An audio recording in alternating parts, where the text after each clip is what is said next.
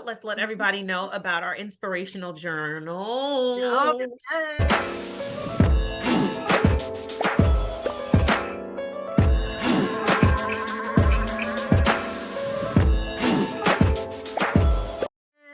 The secret of water. The secret of water. I'm gonna have to Google it. You have to Google it because I learned about it when I was in massage school. You can imagine that community. We're all into like other lives and yes, and all yes. I love it. I love it. I love that. I love it. So they did a study. They took water from the pipe, common community water from the pipe in Japan, and they put it in different containers, right? Yeah. Oh God, this is amazing.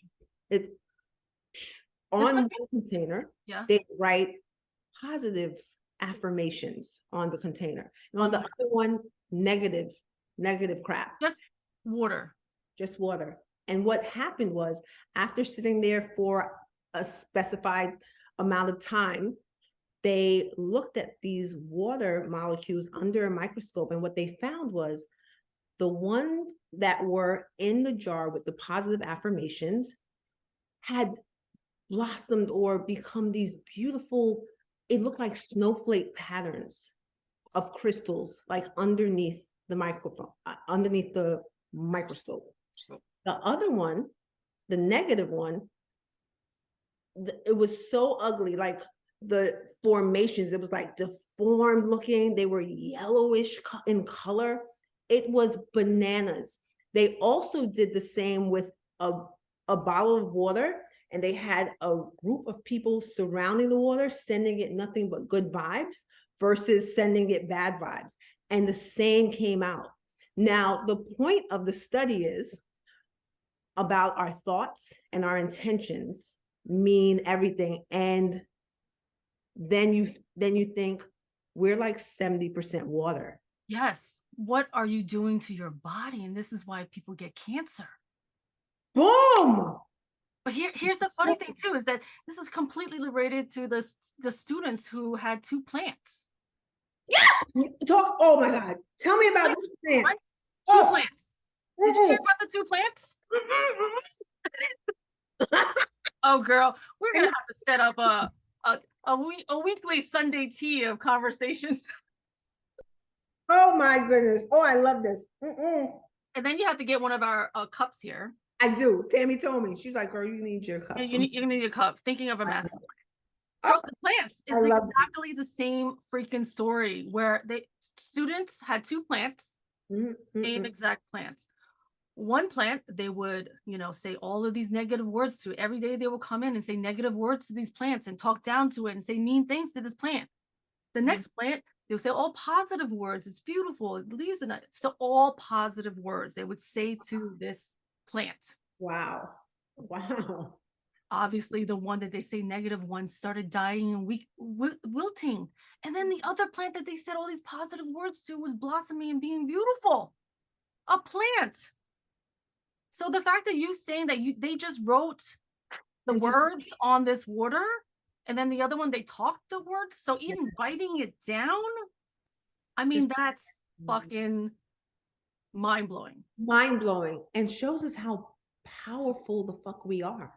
We're so fucking powerful. I mean, like that also goes to like mood boards. Oh, because I used to always do mood boards, and my girlfriend was always fascinated that my shit would actually come true on all the mood boards at the end of the year. Those mood boards, everything I put up, that stuff will all come true. And she's like, Linda, you just fucking manifest things. I'm like, put up a mood board, do the same thing. You need to do a reel on that, by the way. I love reels like that. So I did in the beginning of my marriage. And then depression came later. Okay. When I just felt like I shouldn't be in the marriage with all of this fear, and I just didn't feel safe. And it was getting divorced was so freeing for me, but I had to hit like complete rock bottom. Yeah. Know that I felt worthless, and tackle that on and find my worth and understand it, accept myself and all the mistakes I had made within the marriage, because I was like such an ugly individual in the marriage, and I would always try to justify it because he didn't do something. Yes, it's the justifying when you are in that like selfish ego mode, everything is Oh, justified girl. because you have no integrity. There's no values, no morals. Exactly. So And when you don't that, have, like I realized, like when you don't have integrity and morals, you're just gonna justify it. Like you did this to me, so so I can do this. Mhm. shots fired. Yes. Absolutely. Yeah. So that's why I wanted to focus on integrity. And I thought to myself, I would never want anyone treating my son this way. Mhm. And I never want to treat someone I love this way again. So I have to work on me, I have to be better. Mhm. So yeah, that old Regine has been stripped away. I have forgiven her. I'm Mm. thankful for her Yeah. because Well, you needed that to get through life. Like that's who you had. You know what I exactly. mean? That was part of you, how you Yes. built So that. You built her. That yeah, was your avatar that you built. You ever seen Jim Carrey had a Instagram little post. It said his friend told him, depression is needed because it's your body saying, fuck you. I don't want to be this avatar anymore. So I ooh, need rest. I don't want to be like this. Your body is at a dis-ease. yes, It's like, no, I don't want to be this avatar. No, you have to strip it away. No, I don't want to be this. Your body's literally telling you, no, we don't want to do this anymore. I was like, oh my God. Because like you're always taught, like growing up in these kind of like very strict families, like you have to keep this like facade up. Like you have to yes. look, You have to look a you certain look, way. you know, you got to be rich, you got to have a great Yes, career, you got to, you know, yes, be strong, you got to have the family, you got to have the kids, you got the perfect husband, the wife, the house, the car. Like you have to yep, present yourself a certain way absolutely. because I guess society, you know, otherwise you'll look down upon. I totally was all in with that. Totally fell for that. Mhm. That's why I was so miserable. Yeah, yeah. Because you're like, okay, I have to do this. So how can I do this? And like me, like, yeah, same thing where I'm like, okay, well, I gotta get married. But are you really looking at like what are the qualities that you want in a husband? Yeah. What are the qualities that you need? But then like somebody says, like, all the things you're looking for, make that yourself first. Like make sure you have all those qualities, right? That's what I did not know. No, I didn't know I didn't know any of this. Like I Nothing. am 46. Mhm. Unpacking, doing this podcast, and I am learning all of this more with the videos that I watch on YouTube, and also all of these all these conversations. Listen, I love our generation because we are kind of like in the middle of, Yeah. like, the DSM came out. That's the psychological book that actually pathologized homosexuality in the 70s, which is bananas to me. But no one was talking psychology. That came out in Oh, the 70s. no. So we were born just as psychology in real life was born as well. So we don't have to survive like our parents did, who were Yeah. immigrants and Yeah. all that. We Mhm. actually have the luxury to be able to reflect Yep. on who we are, Mhm. what makes us happy, what our worth is. They did not have that luxury whatsoever. It didn't because they just had to survive. They just had to So survive. what they taught us is how to How to survive. survive. And Absolutely. I was like, no, I can't do that anymore. No, I want to Yeah. I want to be grateful. I want to be joyful. And I don't want to just survive in this matrix, like society of things. To take yourself out of the matrix, that's hard. It's hard. Hard. It can be lonely. You Mhm. know what I mean?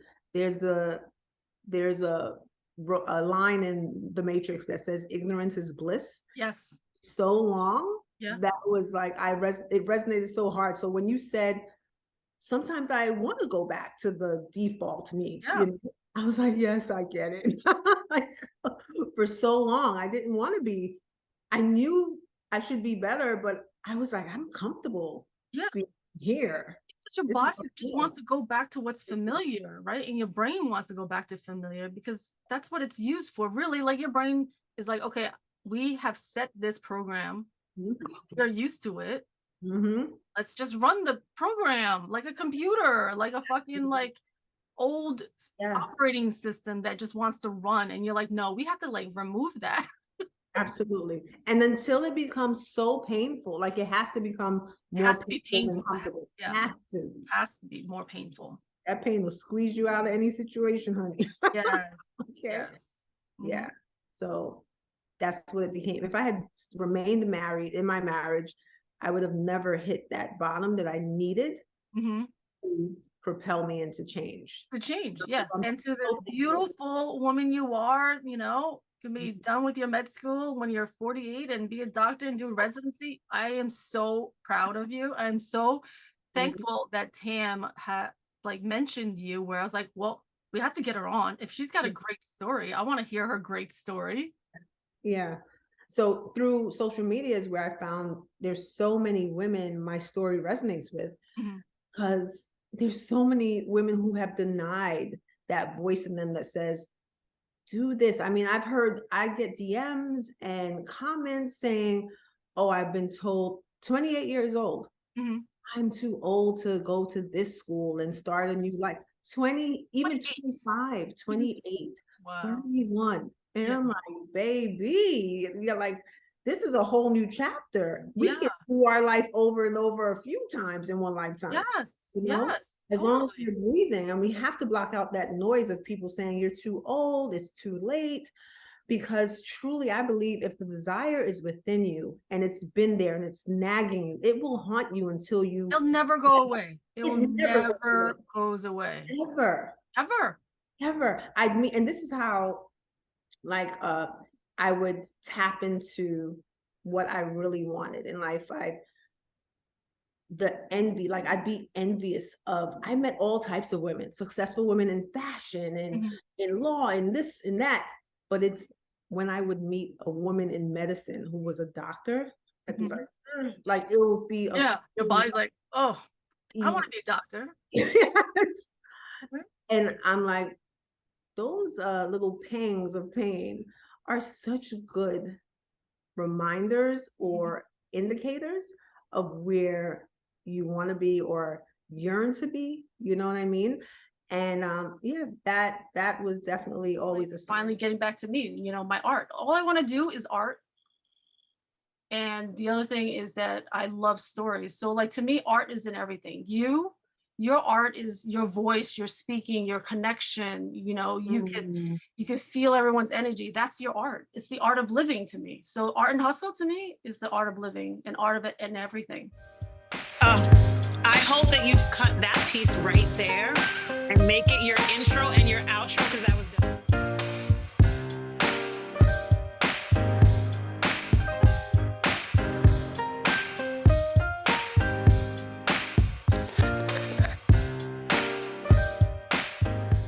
Gallery of Conversations, Miss 1976, just like me.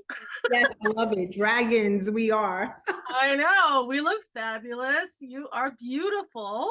Thank you too, and I cannot get over that we are the same year. Like, and we have much of the same history. Oh yeah, you watched a podcast?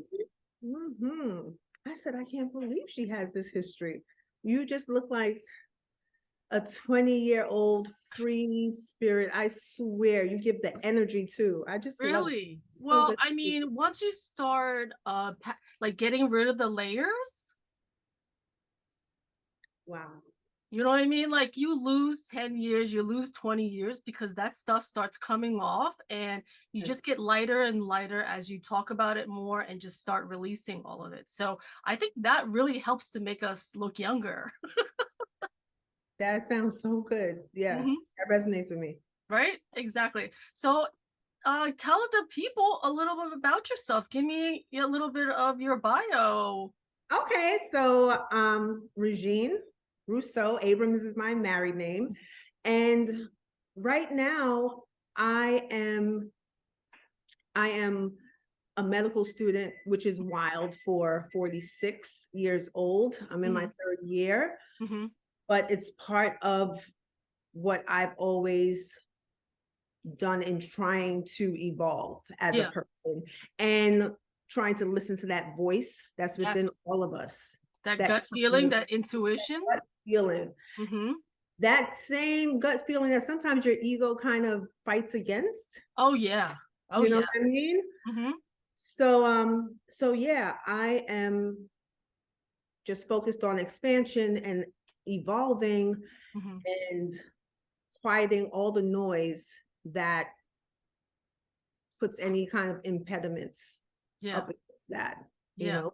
So, yeah, so like you, I'm also a mom to have a 21-year-old son, a 17-year-old daughter. They're both seniors in college and in high school. And that's been that's been a favorite part of my life for many, many years, being a mom. And I'm a woman of divorce, and divorce made me better. That was a very pivotal time. Yeah, same thing with me. Like, same thing with me. Like, totally. That's why I started looking younger. And also, like I said before, like when my mom passed away in 2013, her death was my rebirth. Like, she gave me, like, if you ever watched Joy Luck Club, like, she gave me the voice that she never had. Oh. Yeah. Now I have to watch that movie. I've never seen the movie. Yeah, Joy Luck Club. So they followed the lives of these 4 Asian women, and then you hear the daughter's, you know, life story, but then like you hear the mother's story. So then you kind of really figure out why the daughters act the way they do, because you're kind of inheriting that generation of trauma, and you don't even realize you're doing it. So like, I didn't realize I was living kind of like her life and just doing the same thing unconsciously. Yes. Yeah. So now I'm trying to live my life. Like, I'm 46. I feel like 40s is my freedom. Yes. And I'm like unpacking all of this and trying to do what makes me happy. Like, who is Linda? You know what I mean? I love that. Because the 40 actually opened up that kind of growth in my life as well. Yeah. That's when I got divorced. Yes. And I had been, really? Yes. Oh, stop. Yeah. And I had been married since 21. So my entire adult life spent as a wife and then later a mom. Yeah. And I realized, and this is what sparked the growth for me and the shedding of the layers. Yeah. Was I felt worthless once I got divorced. I felt like no one's gonna want me because I love family. Yeah. But I felt like I'm worth nothing. And that's when I realized, girl, you've been unconsciously attaching your worth to being a wife. And it's something I did always want as a child. That was the most important thing. I want to be married and have a family. Yeah. Kind of creating the life I wish I would have had as a child. Yes. So once I realized that I was attaching my worth to things that were outside of myself, things that could be taken away or changed, sometimes with no power from me, I knew that I needed to shift and find the intrinsic worth. Yes. So that no matter what was happening, I lose a job, I get divorced, I have no education, whatever it is. You still have you. I still have me. Yeah. And for that, I know I'm worthy. You know what I mean? Yes, totally. So that was it took me 3 years to really find that joy within, after kind of unpacking all the lies I had adopted through the years.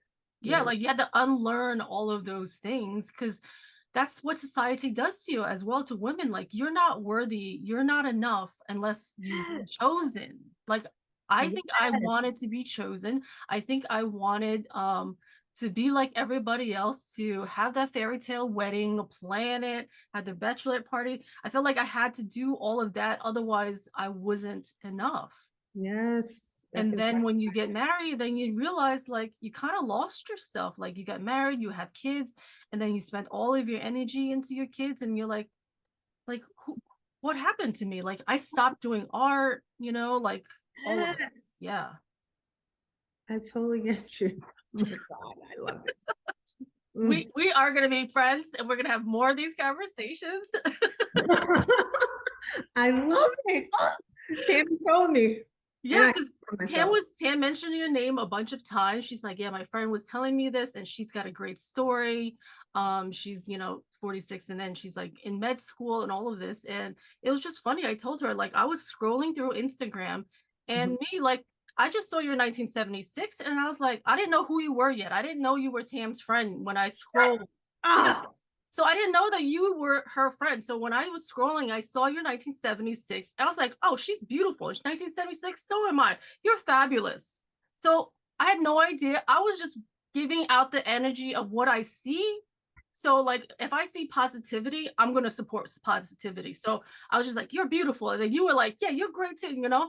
And then later on, I think when I looked again, I saw like Tam's Instagram name. I was like, wait a minute, Regine? Tam? I was like, wait, is that her friend Tam?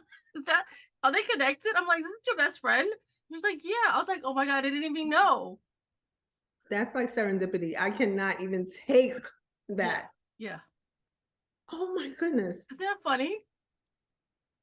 That is just the kind of bizarre I love and live for. Mm-hmm. Girl. Yeah. So yeah, 40s has been beautiful. Yeah. It's So really how been- did that evolution to like having the divorce and like, was it your decision or was it a surprise? How did you get through that part of your right. life? So it was not a surprise to me.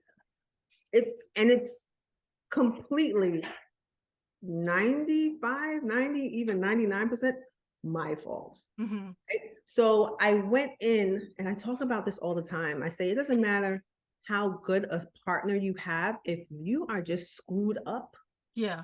you can just destroy something that Yes. could have been good, right? Yeah. So I went into the marriage, although I thought I had been healed of certain things, because I was 21, 19, I started praying for a husband.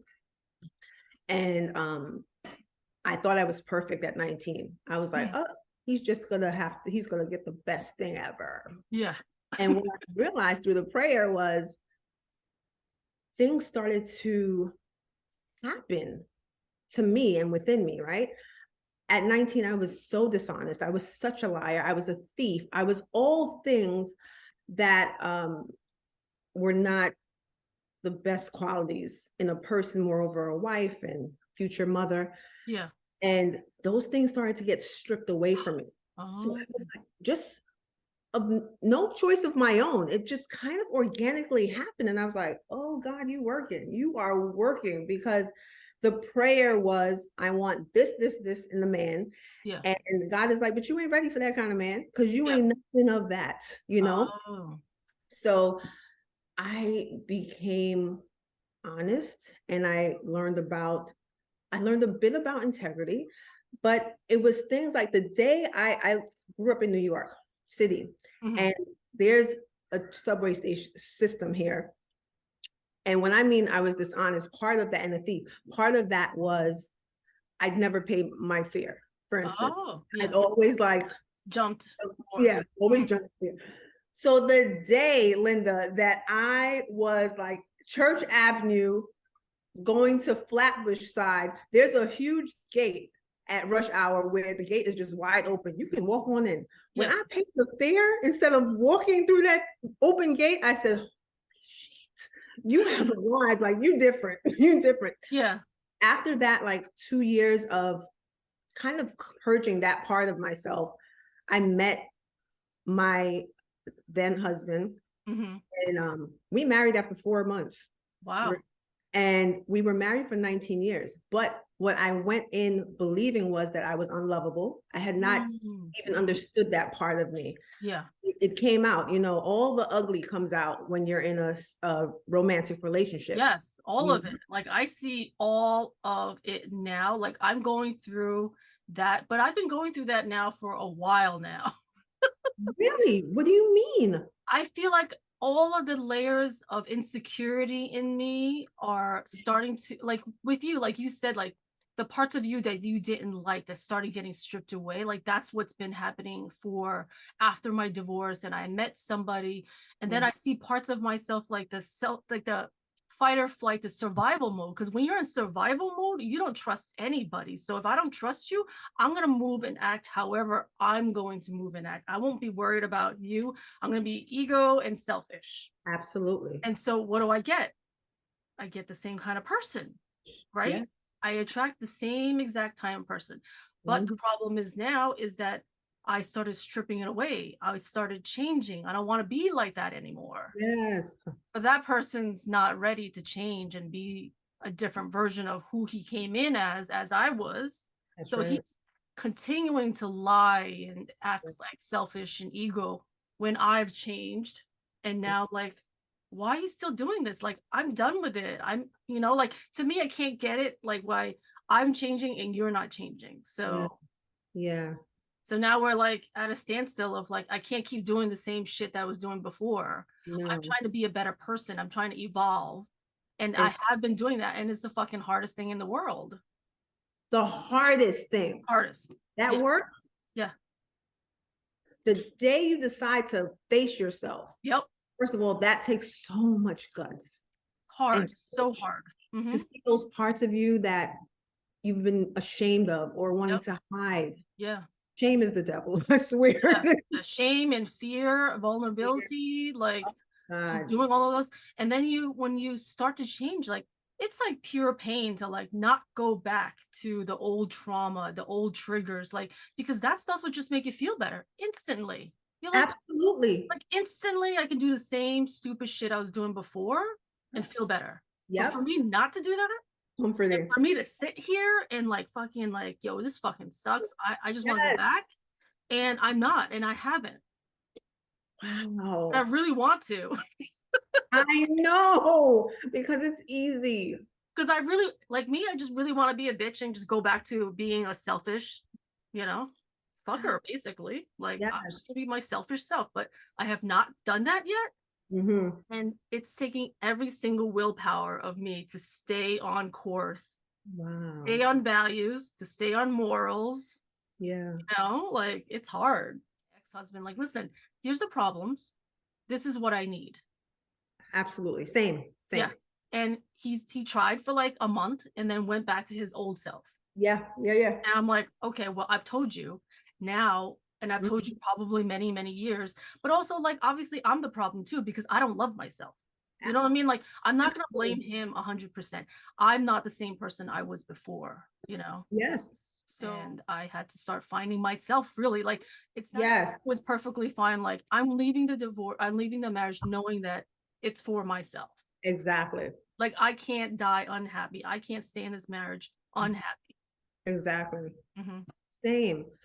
And I know for me, what I realized was I was depending on my ex-husband to make me happy. Yeah, to fix me. To fix me. Yeah, fix me. I have all these problems. I need you to fix me.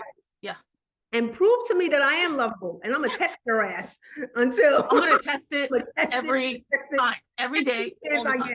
I'm testing it. And when you fail and confirm the belief I have that I am unlovable, I knew it. Yeah. Right. I was right.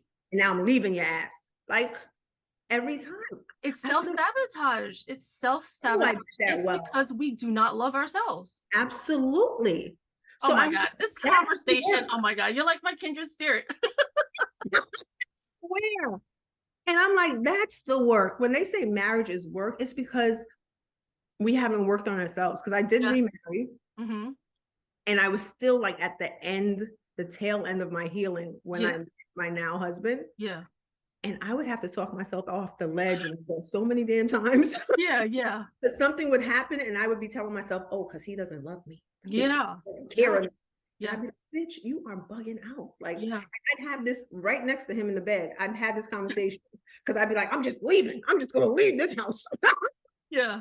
The knee-jerk reaction, and he never even knew. And he's also a really great communicator.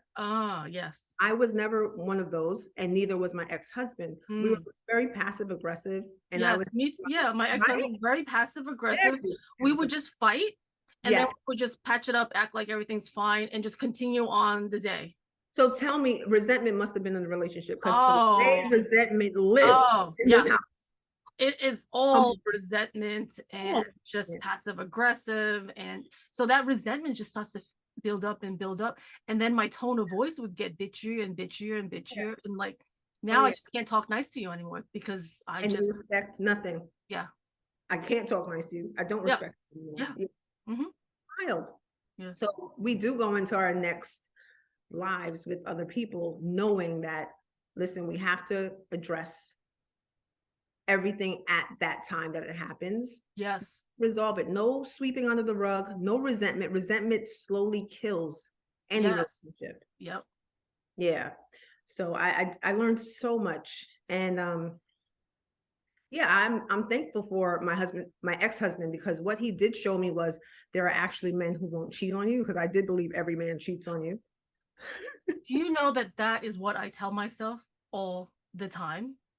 That all men cheat? Yes. Oh, that yeah. I can't trust anybody. Oh yeah. Like yeah. that's my go-to record playing of everything I think of all the time. So that's the record that I've been trying to cut off. Like, to me, like, it's always, they're all going to cheat on me. They're all going to cheat on me. So yeah, you know, some kind of proof of it. We need proof. Yeah. Because I've only seen the opposite growing up. Mm-hmm.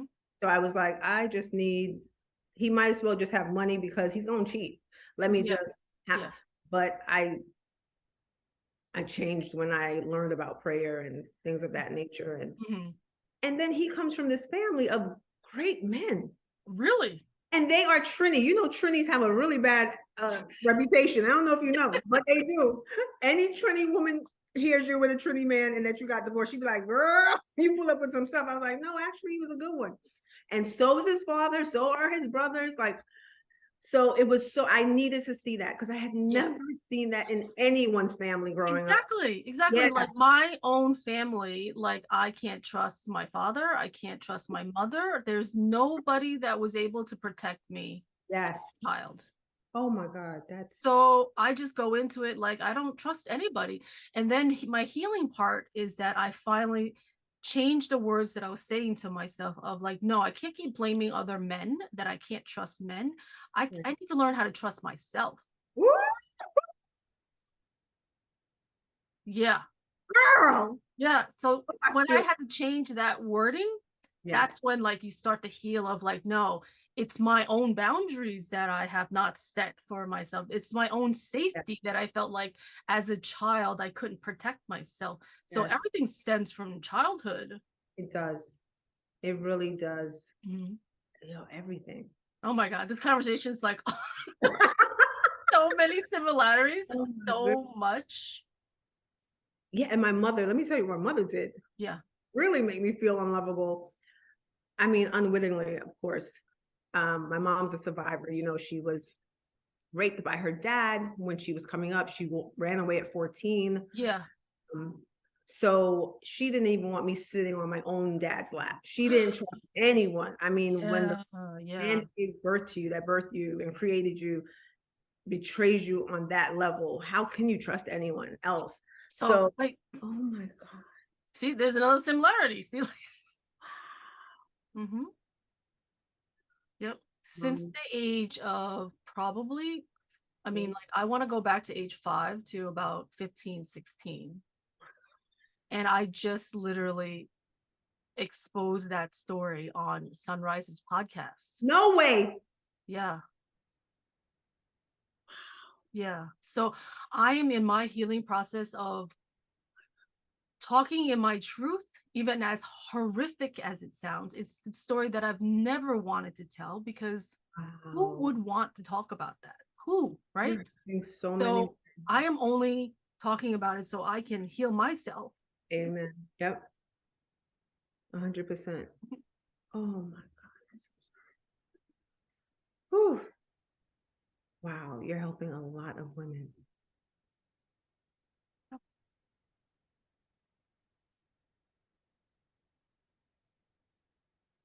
Oh, I applaud you. I applaud you.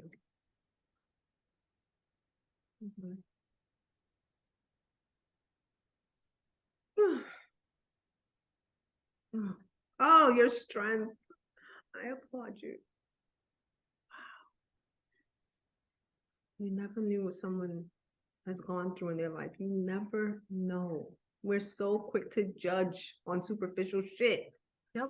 You never know. You would never know. You would never, because I would just hide all of it, go to school, pretend like everything's fine. I was a good student. I was your, happy-go-lucky Asian girl, who, got along with everybody. So so I'm going to write my book. Oh, yes. So I'm writing my book also. So March 31st is when it's supposed to be done and released. Your birthday, right? Yeah, the March birthday. So I'm letting it all out. So like I aired that conversation with Sunrise the end of December, I think.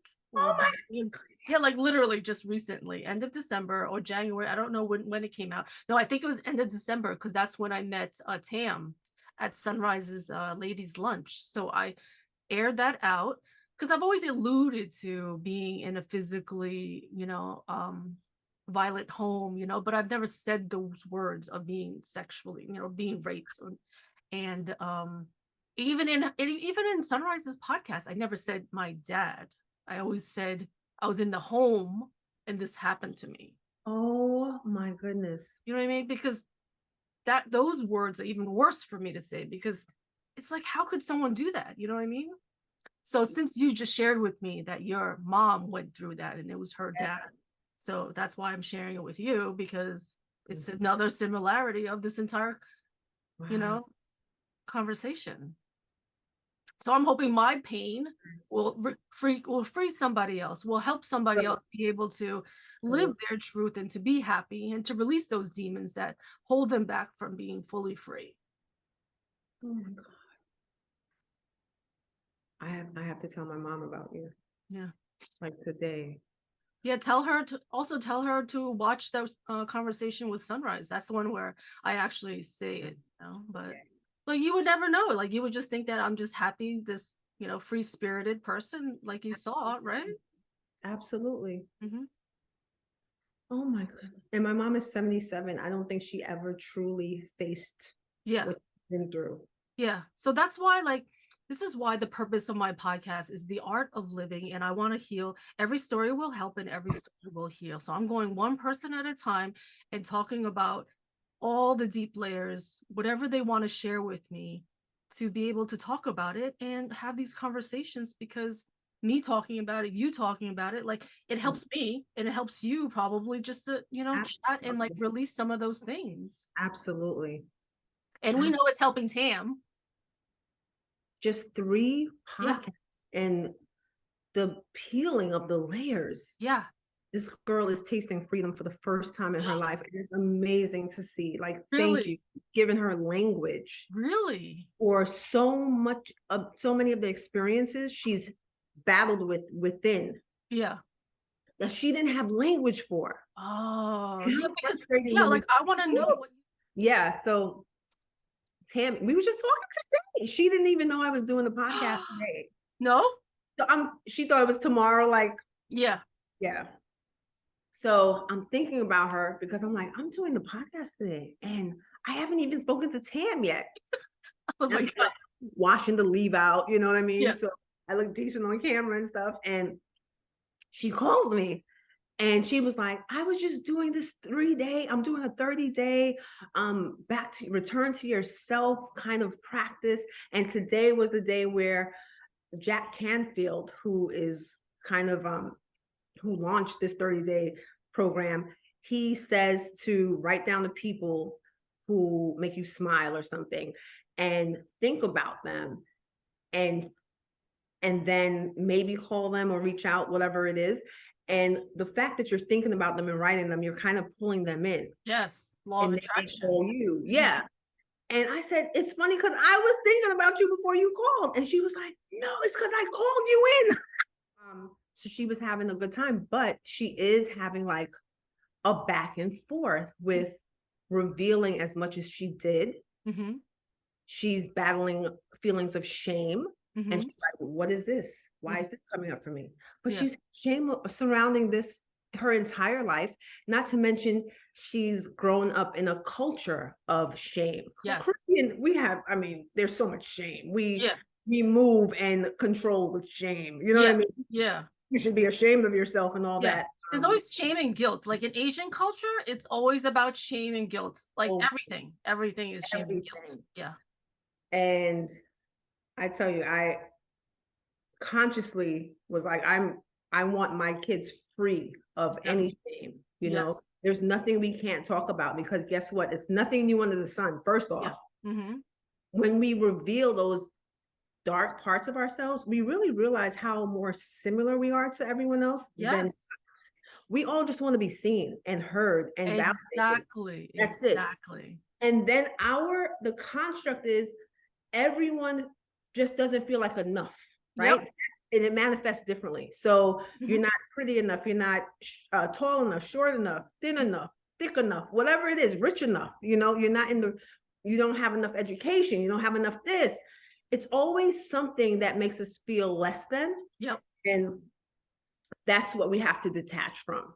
All that noise, Yeah. basically, Yeah. that we're bombarded with from unlearn all of those things that we've been Unlearn. fed as a child. Girl, you're talking about passing stuff on. We pass on the crap. So she, as you know, she grew up with a lot of shame and she was very quiet. It's kind of like her voice was taken.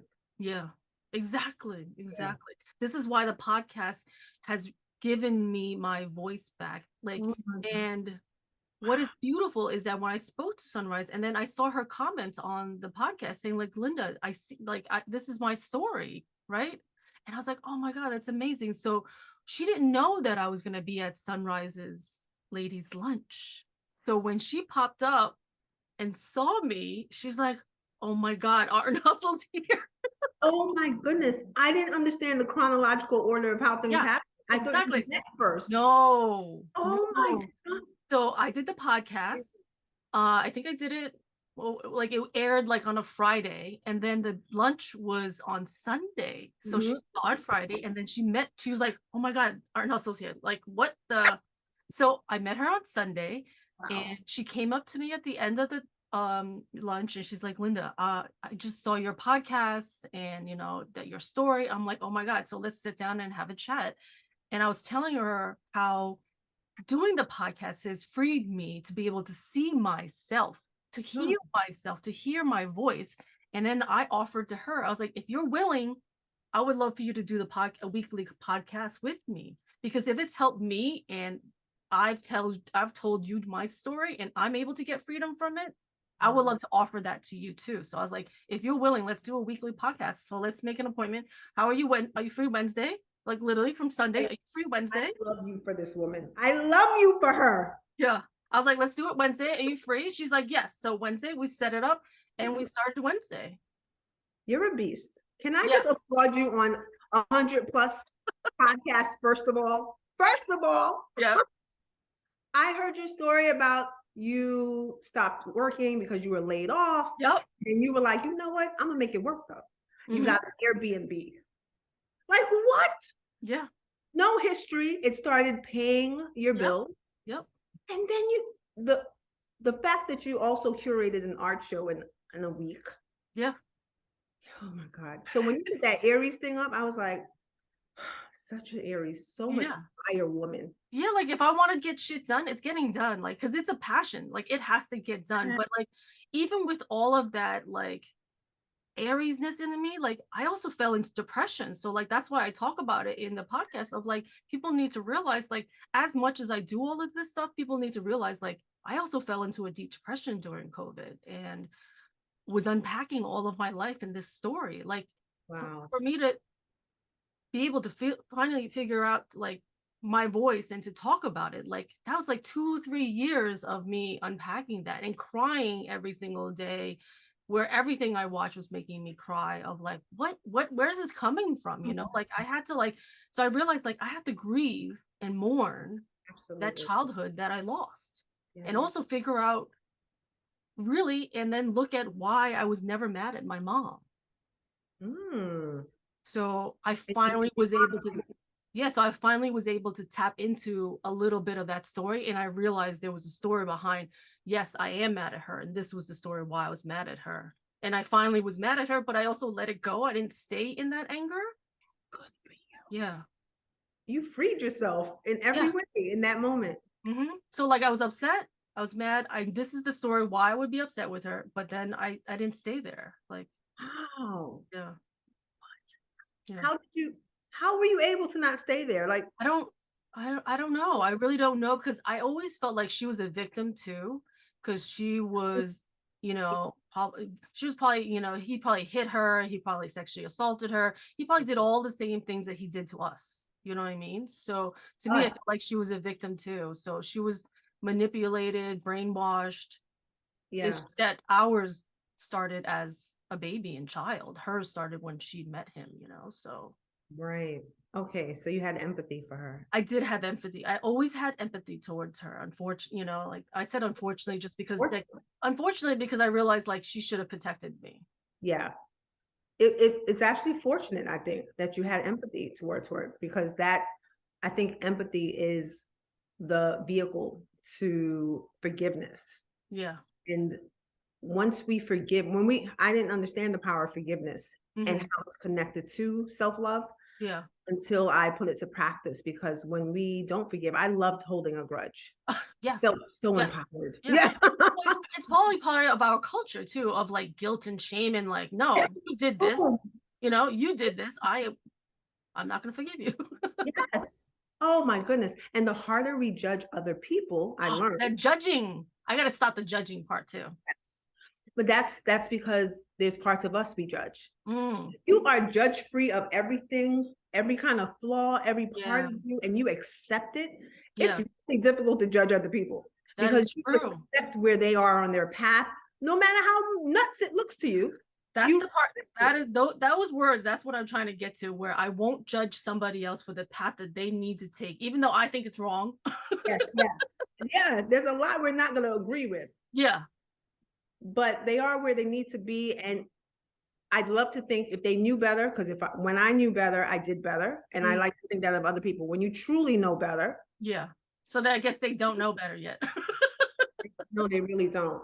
Or sometimes you know better, but the other way just feels so good. So you don't know on a somatic, visceral level yet. Yes, that's you don't true. Truly understand. I didn't understand that thing about forgiveness. I thought that was such like, so like hooey wooey. And when I read the book, The Mastery of Love by Don Miguel Ruiz, was that Junior? Either the father or the son. Now think about this. Every time we hear love yourself, it's such an abstract idea. Yes. Always I'm like, how do I love myself? At the time, I was treating myself the best as far as what I ate, what I did in movement. I'm eating broccoli and brown rice, doing yoga and working out, but I'm hating myself. I'm loathing myself. I'm having issues. I'm sad. I'm depressed, but I'm doing all the things that look good. That look like I look good. Yeah. Right. But I'm judging myself. I haven't forgiven myself for all the stupid shit I did back when. Yeah. For years and years, I have regrets, and I'm unforgiving about, well, you should have done this and that and this. And I'm judging other people. I haven't forgiven my father and for abandonment issues. I didn't grow up with him. And then up until my 30s, I had issues with my mom for, well, you should have been more strict. You should have, you know what I mean? Like just blaming outside of myself. Disempowering behavior, because I'm not taking responsibility for, I'm grown as hell. And what am I still complaining about my parents for, as far as what I was complaining about, right? Yeah. They did the best they could. And now, especially my mom. Yeah, I mean, like your mom and her stories. So like she's got her own, her own shit. Like, my goodness, the way she was able to show up for us in spite of her tumultuous, crazy upbringing. Yeah. I am in awe of this woman. There's so much I learned from her that I chose not to carry into my job as a mother, because it was not productive. It wasn't good for me on that level. However, her background, this is what she told me. This is what I wanted to say. When I was 15 years old, my mom comes from a family of maybe 8 siblings. Wow. My grandmother maybe had, I don't know, 4 or 5 baby fathers, right? She had like 8 kids. My mom has the same mother and father as 2 of her other sisters, right? Oh, okay. Everyone else has like different dads, right? And I don't even know about the dads and their children. I just know my grandmother was doing her thing, basically. Yeah. Still getting men with 7 kids at one point. So, it tickles me. It tickles me. So everyone was pretty much divorced, or the man had left them, or they were just single with kids. And but my one aunt, who was my mom's baby sister, she was considered the pretty one. And so she was treated like very well. They sent her to England to go to school. That's where she met. I know. My mom, I don't even know. My mom had to get her GED when she got here at like 36 years old. She got her GED. So her younger sister, my aunt, she went to England, was educated there, became a nurse, because that was the shit in Jamaica. You become a nurse, you have arrived. A nurse, met her husband, who was a doctor, and they had this beautiful home in Canada, 3 beautiful girls. And it was just, when I would go to visit for the summer, we'd sit at the table and eat. We'd wait for the father to come home, and we're sitting there and eating. Like, wait, what is this? Yes. What is this? Yeah. So it turned out when I was 15, they got divorced. Oh.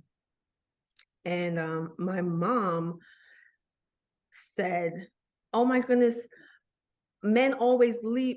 She says, the women in this family are cursed. Men are always going to leave us. And I thought to myself, man leaving me. That's what I thought. And that's why I went into my first marriage thinking, I'm going to leave. You're not going to leave me. I'm not going to have you have that power over me. Yeah. But the thought was, you're going to leave me. Yeah. That's going to happen. Yeah. It's the generational trauma that was passed down. Yes. So I went in there with a mind of divorce. Yeah. So that was very scarring for me, Mom. Mom, as you listen to this podcast for the first time. Exactly. Mom, but I know you did what you could do with what you had. Equipped with, you had a mom that favored one over the other. I can't imagine that.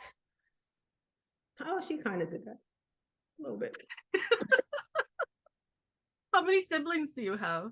So we're all over the place. I do not share a mother and a father with any of my siblings. Okay.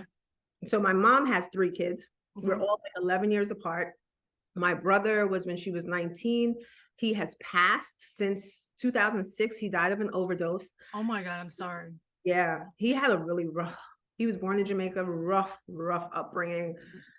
Didn't know his dad. Yeah, I feel for him. I feel for that man.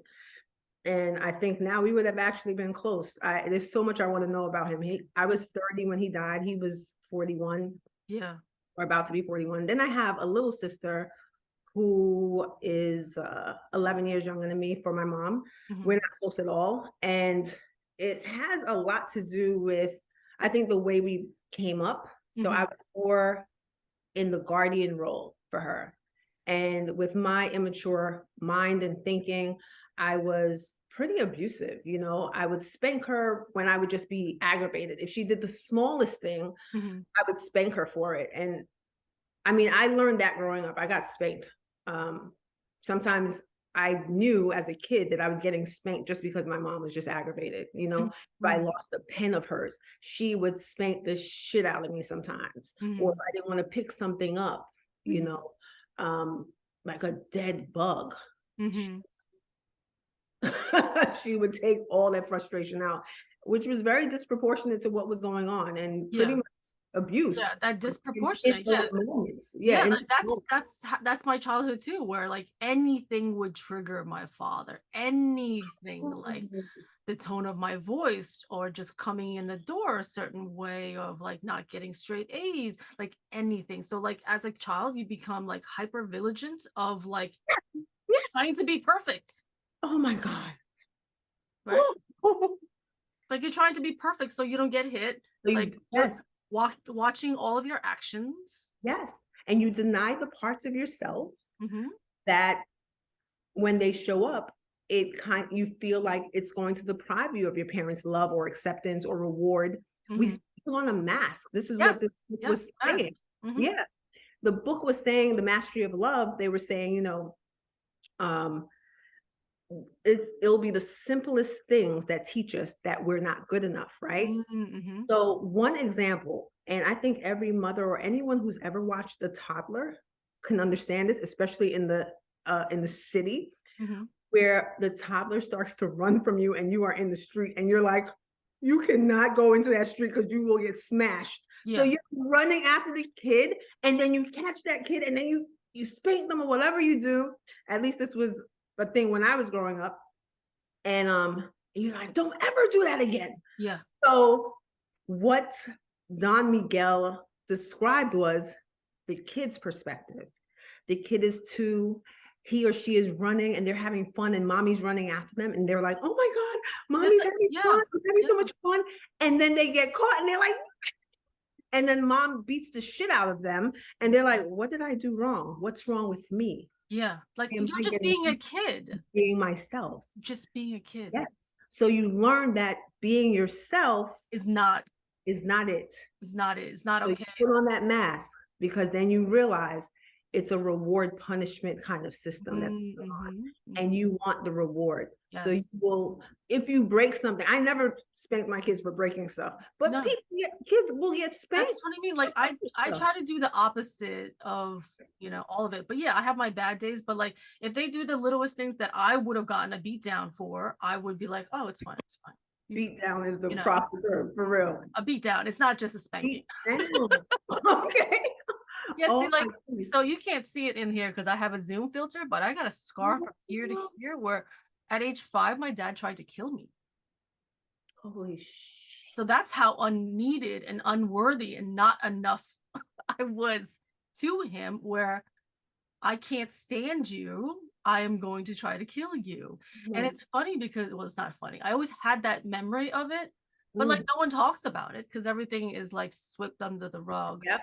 And maybe like 5 years ago, we were at my aunt's place, and my aunt looks at me and she says, you know, that scar on your head is when your dad tried to kill you. Okay, Auntie. Auntie does not hold her mouth. No, and Asians don't hold their mouth. They will criticize you to the death and judge you to the death. But it was just so funny because I was like, oh my God, thank you. Thank you for telling me, because now it confirms the memories that I have that would, come back in flashback. I'm like, thank you. Like, I'm glad someone says it, because I always knew it, but no one really talks about it that much, But yeah, like, I have like a crack here. I have a crack in the back of my head that I think he threw me on a cement. But this was like a chopping board. He put me on the Chinese restaurants. My parents had a restaurant. So there's a giant chopping board in the back of the middle of the restaurant.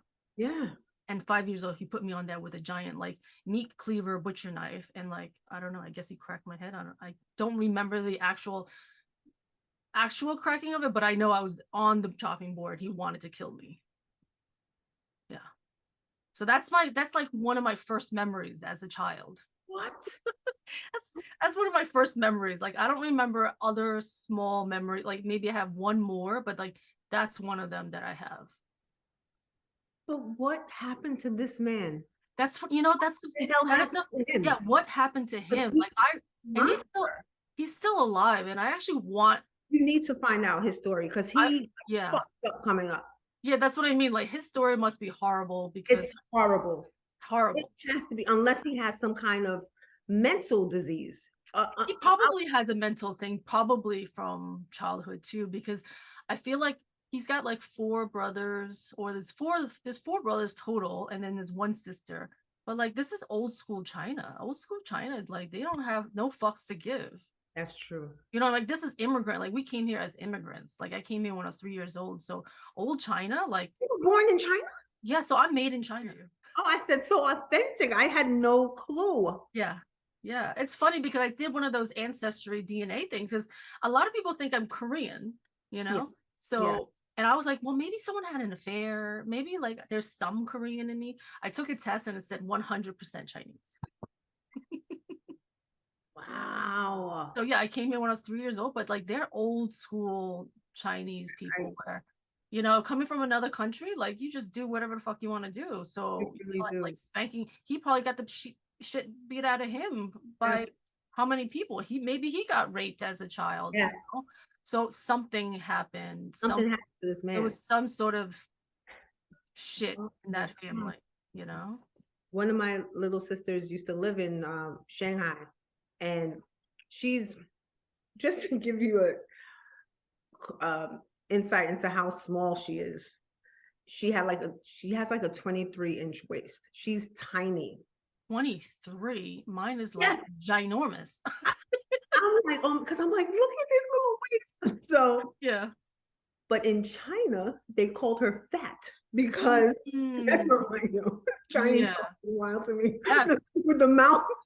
They always think you're fat. You're never skinny enough. You're you're fat. Like everybody here is fat. Yes. Like when I was pregnant, my mother-in-law was like, "Are you having twins? Because you're so fat." So your mother-in-law is Chinese. My ex-mother-in-law, she's Chinese. Yeah, old school Chinese too. But she was like, "You having twins because you're so big and you're pregnant?" And I'm like, "No, I'm not having twins." It's crazy. One of my good girlfriends from school I met in undergrad, she is half Malaysian by way of China though. Her mom is Chinese lineage, but born in Malaysia. Yeah. And her dad is Trini. So I would hear the things that her mother would say, the shit she would say were bananas to me. Yes. You're dumb. You're not smart enough for this, and you're not smart. And I'd say, how are you still standing? That's how Asians are. And like all the aunts, all the in-laws, everybody talks like that. So how do you feel enough when you're constantly being criticized and judged? Like old Asian culture, they want you to be as white as possible. But in America, you want to be tan. So like the racist thing that old Chinese people would say is that when you're tan, you look black. Oh, yeah. Like, right? So you probably heard that from your friend. Like, oh, you look too black. Like, what? No, I like the tan. I'm in America. It's so funny because her Chinese family would look down on her because of how she looked, while her Trini family would look would say that she's beautiful and she's mixed and she looks different, right? Because Paul, her skin's lighter too. It's lighter. She has and then curl pattern. Exactly. So in that culture, you want to look a little bit lighter and you want to be like more, the look of absolutely. America. When I went to China, everyone with the umbrella, they are not trying to get tanned. Yeah. Everyone had an umbrella outside. Yeah. And then all their creams, they have whitening creams. Yes. And then they'll also do like double lid eye surgery to have bigger eyes like white people. They'll start doing, their lips and they'll probably get nose jobs, Absolutely. Oh, so much self-loathing in so many different cultures. It was amazing to find out as a Black woman born in America. I was like, oh, it's just everywhere. They said somewhere that really only 3 cultures in history have ever associated beauty with darker skin, where they would paint their face in tar or something. I don't know what those cultures are, but there's so many cultures throughout history, and only 3 want to be darker. That was attractive. Asians are not like that. They want to be lighter. Definitely. Exactly. We all want to be lighter. Yeah. All of us. In Jamaica, I have cousins who I look at them and like, I know her ass was darker before. They even do the hands and everything. But do you think they put like the lightning cream too? Oh yeah, Nigeria, it's big. Yeah, Caribbean, they call it bleach your skin. They have songs about bleaching your skin. Oh yeah, so Asian culture is like bleaching your skin. My mom would buy me those. You know what she also do? She bought me breast cream, so maybe my breast could be bigger. Oh yeah, and I was like, what? So you're not good at my breasts are too small, my skin's too dark. Yeah. Oh my goodness. And the funny thing is, like, I saw it more because, like, since I grew up here, it's a whole nother view. And then I went to China. So every time I have like trauma from China because every time I would go to China, it'd be like my grandmother passed away at a funeral, my other grandmother funeral, and then my mom passed away. And then one time I went for work. So, but the good thing is that when I did go for work, China had changed from old China to modernized China. So I got to see the transition, right? And when I came back to modern China, Yeah. I wasn't like pretty enough anymore to new China, because now they're all like pretty, they've gotten surgery done, they have all this makeup on, and they're skinnier and well dressed, right? So now I'm like, wow, like now I don't even fit in with like new China, because I'm coming to work. Like, I don't need to look all cute and put together. These girls are on the back of people's mopeds, all put together, and just sitting on the side beautifully and just like riding the moped. And I'm like, I don't even fit in here either now. That's crazy. It was I so crazy. did see that like in the ads. Now they're doing all the search, but they all look put together. Me, like, I don't, the only time I'm putting myself together is if I'm going out, like out. Not like an everyday thing. I'm not putting this makeup on for an everyday thing. But Yeah. that's what they do for every day. Like, they put themselves together every day. New China. Yeah. Girl. What year did that happen, by the way? That was a while ago when I was working in fashion. So I was in fashion for like 23 years. Like, so maybe like 10 years into fashion. Wow. But it was interesting. It was interesting because, you know, growing up here, like, to see the dichotomy of the two worlds, and then to live at home in old China, but then go out to try to be Americanized because you want to be cool, you want to fit in with everybody in the Americanized world. Yes. And then also, like, Asians are not known to be cool, you know what I mean? So like in my high school there weren't that many Asians. You know, so it's like, how do you know how to be if you don't see a lot of Asians as well? So how do you love yourself more? Who do you look up to? There's no one to look up to, really. Wow. Yeah, but thank God there were like some magazines as I was growing up, finally, where you see like pretty different types of Asians, and I'm like, oh, that's different. Oh, you finally get to see yourself a little bit. Oh my goodness. Yeah. I love hearing this perspective. It's wow. It's crazy. Yeah. So what pushed you finally to go to med school? I want to hear that story. Okay. So for many years, I'd say 20 years, I was doing massage and acupuncture. Having a great time. I got into massage because I asked myself the question, what would you do for free? Yeah. And I was always, once I started doing massage, now as a kid, I always wanted to be a doctor.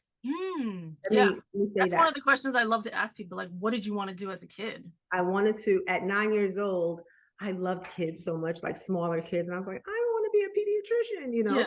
Yeah. And as I grew up, my mother she started me 1 year early in school. And then I got skipped a grade, like from 7th to 9th grade. So by the time I graduated from high school, I was 16 years old. But at that time, everything had come easy with the curriculum I was doing in K through high school. Yeah. There was no challenge for me. But then when I got into college, calculus challenged the shit out of me. Okay. Yeah. And I didn't have the tools to ask for help. Not to mention, asking for help would mean that I'm dumb. Yeah. And when you're told that you're smart, as a kid coming up, it's something that you believe is an innate trait, and you either have it or don't. So I actually read a study by Carolyn Dweck when I was in psych, when I went back to school at 36. They said, and it so resonated with me, they said they did a study with kids who were told they were smart versus kids who were told that they put in such great effort and that's why they got the grades they did. Yeah. And the difference was the kids who were told they were smart, they were found to not take on challenges. They would cheat more often. And the kids who were told they had effort, they would take on challenges. They wanted to challenge themselves because they were like, if I can do this, let me see what else I can do. Yeah. While the smart kids were more about, I can't blow my cover. I can't let anyone find out that I'm vulnerable and not smart enough. Yeah. So I fell in that category. And I didn't understand that smart kids are sometimes the hardest working kids, you know, because I had not put in any effort. I was lazy, right? Yeah. So 16 years old, I flunked out of school because it was too challenging and I didn't want to be found out. I didn't want people to know that I needed help and that I was dumb. Yeah. And I was a pre-med major at the time. And I just started looking for other ways to make money. I was like, I don't have what it takes to become a doctor. I can't even get through pre-med. So I was quitting a lot of things moving forward. And my mom always allowed me to quit whatever I was doing. If I didn't want to go to school, I didn't have to fake like I was sick. I'd be like, I don't feel like doing it. She'd be like, just stay home. Yeah. So I didn't have that muscle built up where I was committed and had to be able to get through adversity, because she would just let you get away with things. She just let me get away with it. Yeah. Yeah. So it was meeting my first husband that actually helped me build a stronger work ethic. Yeah. And because he had the most amazing work ethic I had ever seen. He'd always iron his clothes the night before or for the week. Yeah, my daughter does too. She has like an innate insane work ethic. Yeah. So he'd iron his clothes. He'd always be a half an hour early to his job. Yeah. And he showed up every He's like a model employee. model. While my mom, on the other hand, when I was coming up, she'd tell me to lie, call her job and lie and say she wasn't feeling well. So I saw this behavior. And so I wouldn't show up. If I didn't feel like it, I'm not showing up. I wasn't great. And it was meeting him showed me a different way. Like, wow, because I do have anxiety when I'm always running late for whatever commitment I have, or, every day I'm like going to the last possible minute. Possible second, even better. And I adapted this work ethic that he had. And then it allowed me to finally finish my first degree, which was a 2-year degree, and then my massage degree. And let me tell you, that was building up my confidence because I never trusted myself before that. I didn't trust myself to finish anything. Yeah. And to finish these small steps. Accomplishments. Yeah. They were building me up and saying, you're learning trust for yourself. You're showing up for yourself. You're accomplishing something. You got through something. You finished something to the end. I had never done that before. So I went into, after asking myself, what would I do for free? I went into massage, and that's something you have to be on time for that. You have to show up because you are the one. No one is gonna take the slack. Everyone's booked. Want to come and they want you on time. They're expecting a certain service in time. Exactly. So that's what I would do. And it was a wonderful community of women I worked with. And I eventually got my own practice, my own spa. And that gave me and allowed me the autonomy I needed to treat the clients how I needed to get the best effect from the treatment. And it kind of piqued my interest in wanting to do more, wanting to learn more and know more. And I realized that there's a glass ceiling. There's a ceiling that I could not break through doing just massage and acupuncture because the scope of practice is limited. I wanted to diagnose, I wanted to look at films, I wanted to see what was going on because my specialty was orthopedic massage and acupuncture. I treated a lot of musculoskeletal issues and pain, and I was really good at it. And I loved it because seeing the immediate results was so gratifying for me. Yeah, because you're helping somebody. Yes. So one day, and I would come, a client would come in and I'd say, let me look at you. Just stand up, close your eyes so they're not holding themselves. And I would know exactly what I need to do to get rid of all their pain. And it was beautiful. It was beautiful. Wow. How long were you doing this? 20 years. 20 years. So one day a client of mine comes in. I was 34 at the time, and she was a surgeon, female surgeon. I don't see a lot of those. And not to mention, a lot of physicians didn't come to me. I got a lot of lawyers with where I was at. Yeah. So she comes in and she was like, "You'd be a great doctor." Oh. I was like, don't play with me now. Don't play with me. The way I wanted to be a doctor when I was a kid, but She saw you to be seen. Right there. Yes. So I told her, I said, when I was in high school, there was a program I was in where instead of coming to school on Tuesdays, I'd actually go volunteer at Beth Israel, and I worked in the GYN OB section and in the emergency department. And one day I was in the operating room. There was a procedure being done. Someone was having their cervix lasered. Wow. And girl, I remember the doctor like lasering this woman's cervix, sticking in with needles, the blood filling up in the space. And I started smelling that burning skin, and I woke up outside in the hallway, smelling salts to my nose. Really? Fainted. Girl. And I told her, I said, well, I didn't let her know really why I didn't, but I said, listen, when that happened to me at 16, I was like, oh, I guess I can't be a doctor. Like, I'm scared of blood and I pass out. And she was like, girl, I have residents passing out on me. So residents are new graduates that come out of medical school, like, and they are doctors in training now. So they are MD or DO, but they need more practice. They have to become that specialty. So me, I would want to become a pediatrician. I go into a pediatric residency. Yeah. This is really for your audience, because not everyone, a lot of people are like, what's a resident? What's this? Yeah. So she was an attending, which she graduated residency. And she told me that, and I was like, now you tell me, like, I'm too old now. I'm 34. Like, wow. But she planted the seed.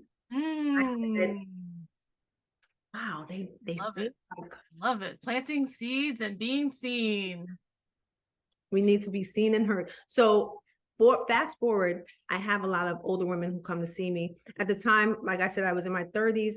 Women in their 50s, 60s, 70s would come see me. Accomplished women. And a few of them said to me, like within 1 month, they said, oh, I wish I would have done this in my life. Yes. 3 of them said that to me in the space of like a couple weeks. And I was like, that's it. Be in my 50s, 60s saying this, I'm going for it. So 2 years later, at 36, I was enrolled in undergrad, and I have not looked back since. And I gave myself, I was like, give yourself 10 years.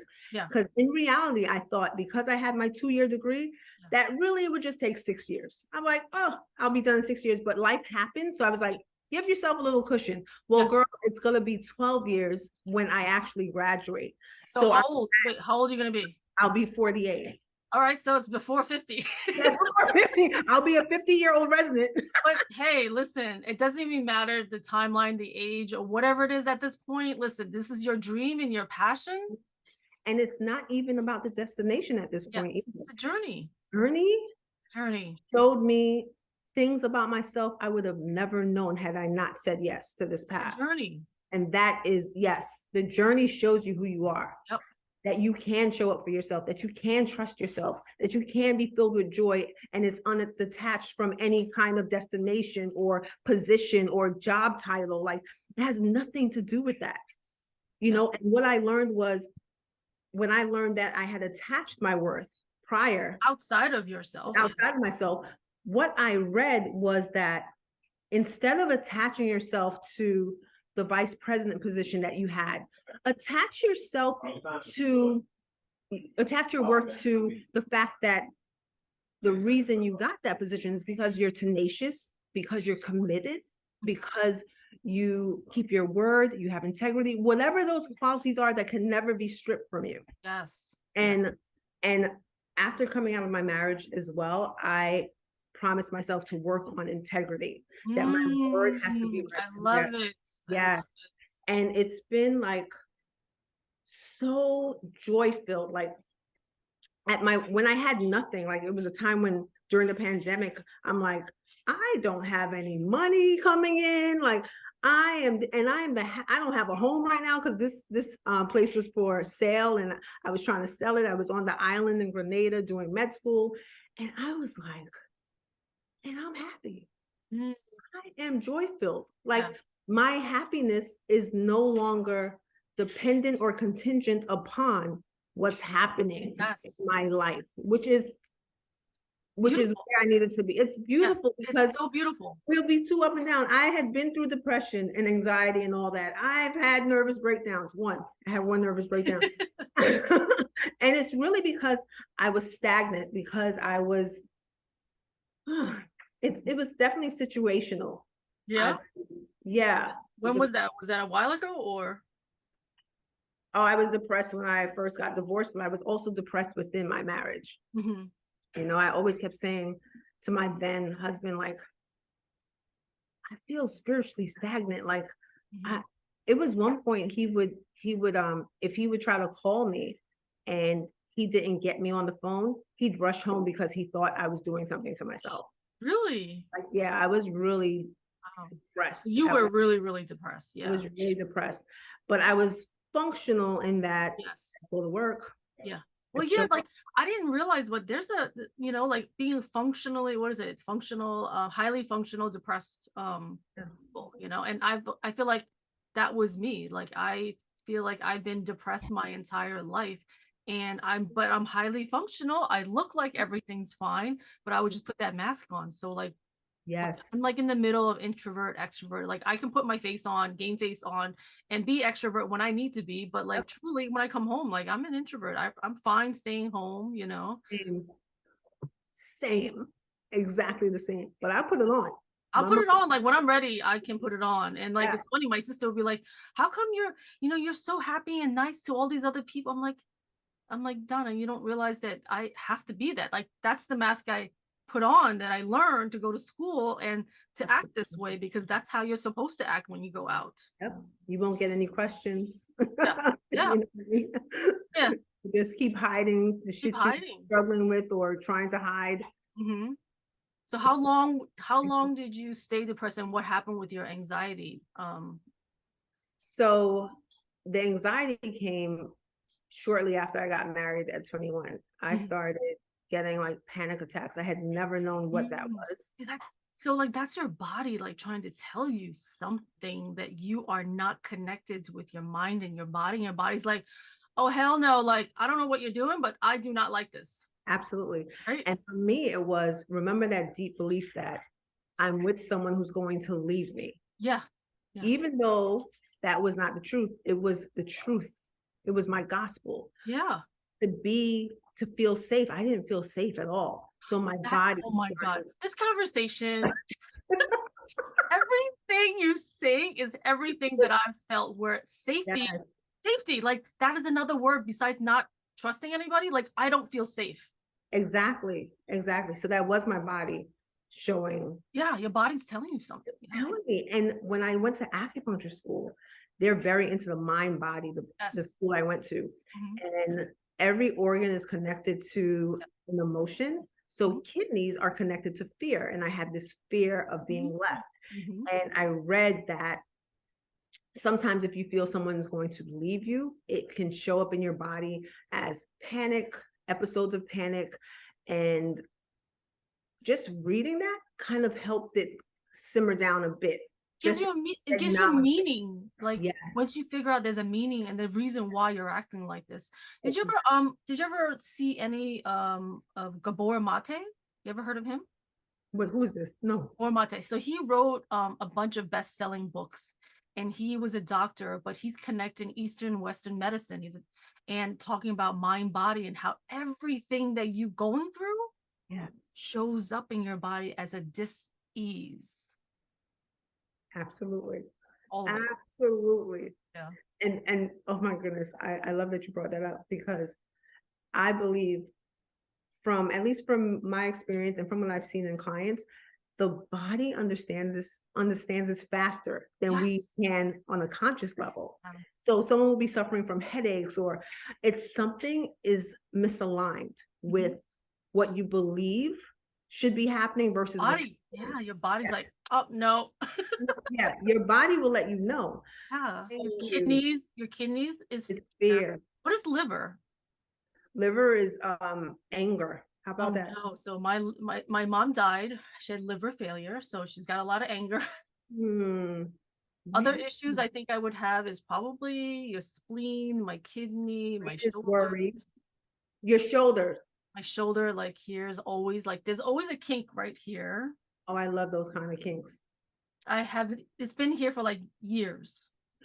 Okay, so spiritually or energetically, I'd have clients come to me, and I've experienced them myself. I'd have clients come to me with that stiff neck where they can't look over their Yeah. shoulder. And I'm like, did anything happen? If there has been no trauma, nothing that hit you or anything like that, it just happened, usually energetically, that means that you have the world on your shoulders. Yes. And of course, and you have so much going on. So I've had the whole world on me since I was born. exactly. Exactly. So that shit's getting, I'm releasing it. You know, it's funny, like the less I worry, the less angry and less things I hold. Cause I have this, so like at one point I was looking like my mom. And so when my mom holds in her anger and all of this starts getting fat, her face starts getting fat. And yes, her body is just big. And I was looking like her before. Yeah, but absolutely. I think I went into my mom's traditional trauma of like living her life. Created, so often. And what you were saying about holding that anger in, there's an interesting thing that I found when massaging women. I mainly worked with women. If I worked with men, it would be their husbands or something like that. And the women who, I mean, it could be two women, same amount of stress at work, but the way it's processed and vented makes the difference in the body. Yes. So the women who would keep things in, because I would ask, because I wanted to know what was happening. It's like an armor. Yes. They form. It's hard to penetrate. Brick wall. Yes. That is. And it's all dis-ease. Exactly. See, like I'm always interested in the stories and I'm so inquisitive about it. So like all I've been doing is watching all of these amazing doctors and philosophers and podcasting and YouTube. So I'm learning so much of like my free YouTube university that I, logged on during COVID. Like I've learned so much about everything that I've been downloading, but it's all of it. Like I was holding on to so much. So like, that's why I'm going to look probably skinnier and younger because I'm letting it out. Oh, wow. Finally saying those words that I've been holding on to of shame of that story. Like it's a disgusting story. I never wanted to talk. And here's the beautiful thing is that when I was in college, I just had an interview last night with my friend who knew me in college.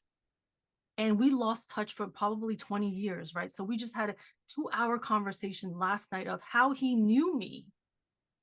And he would describe to me how I was. And I was like, wow, like he's like, Linda, you always, because I would tell him, like, I just found my voice. I'm finding my love for myself. And he's like, Linda, I don't know what you're talking about. Like, you always had that voice. He's like, Linda, you were always like this. Like, what you exuded to others. You never know how others see you. Yes.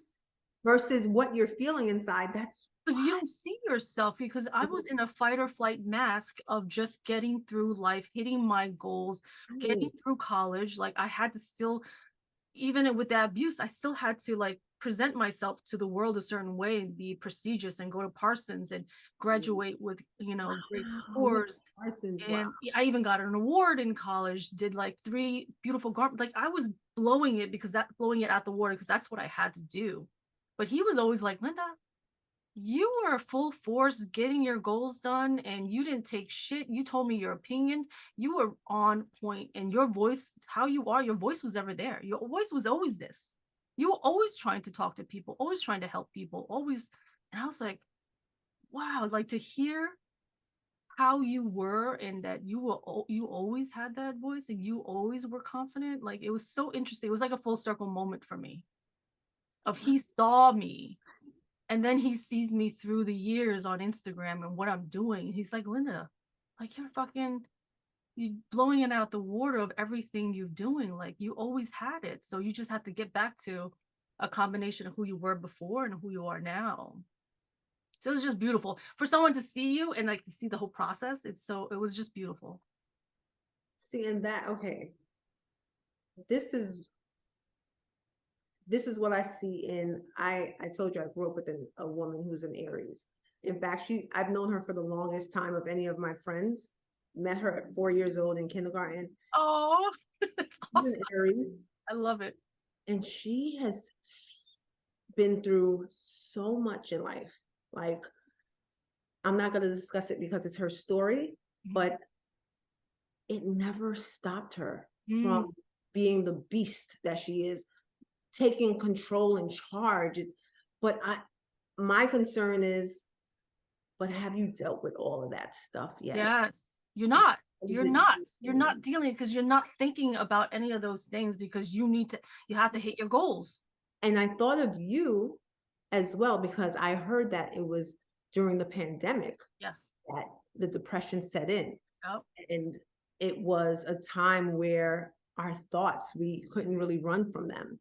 Because I lost my job. So like the goals and the checklist of things I had to do, I've been such a hard worker for this company. Like, and you want to let me go? Yeah. Like, what do I do with myself now? Like, exactly. I've built myself up to be this corporate America woman. And then when I was let go, I was like, what do I do? Okay, I'll take a break. I'll, mourn and be sad. But then it's like, do I go back?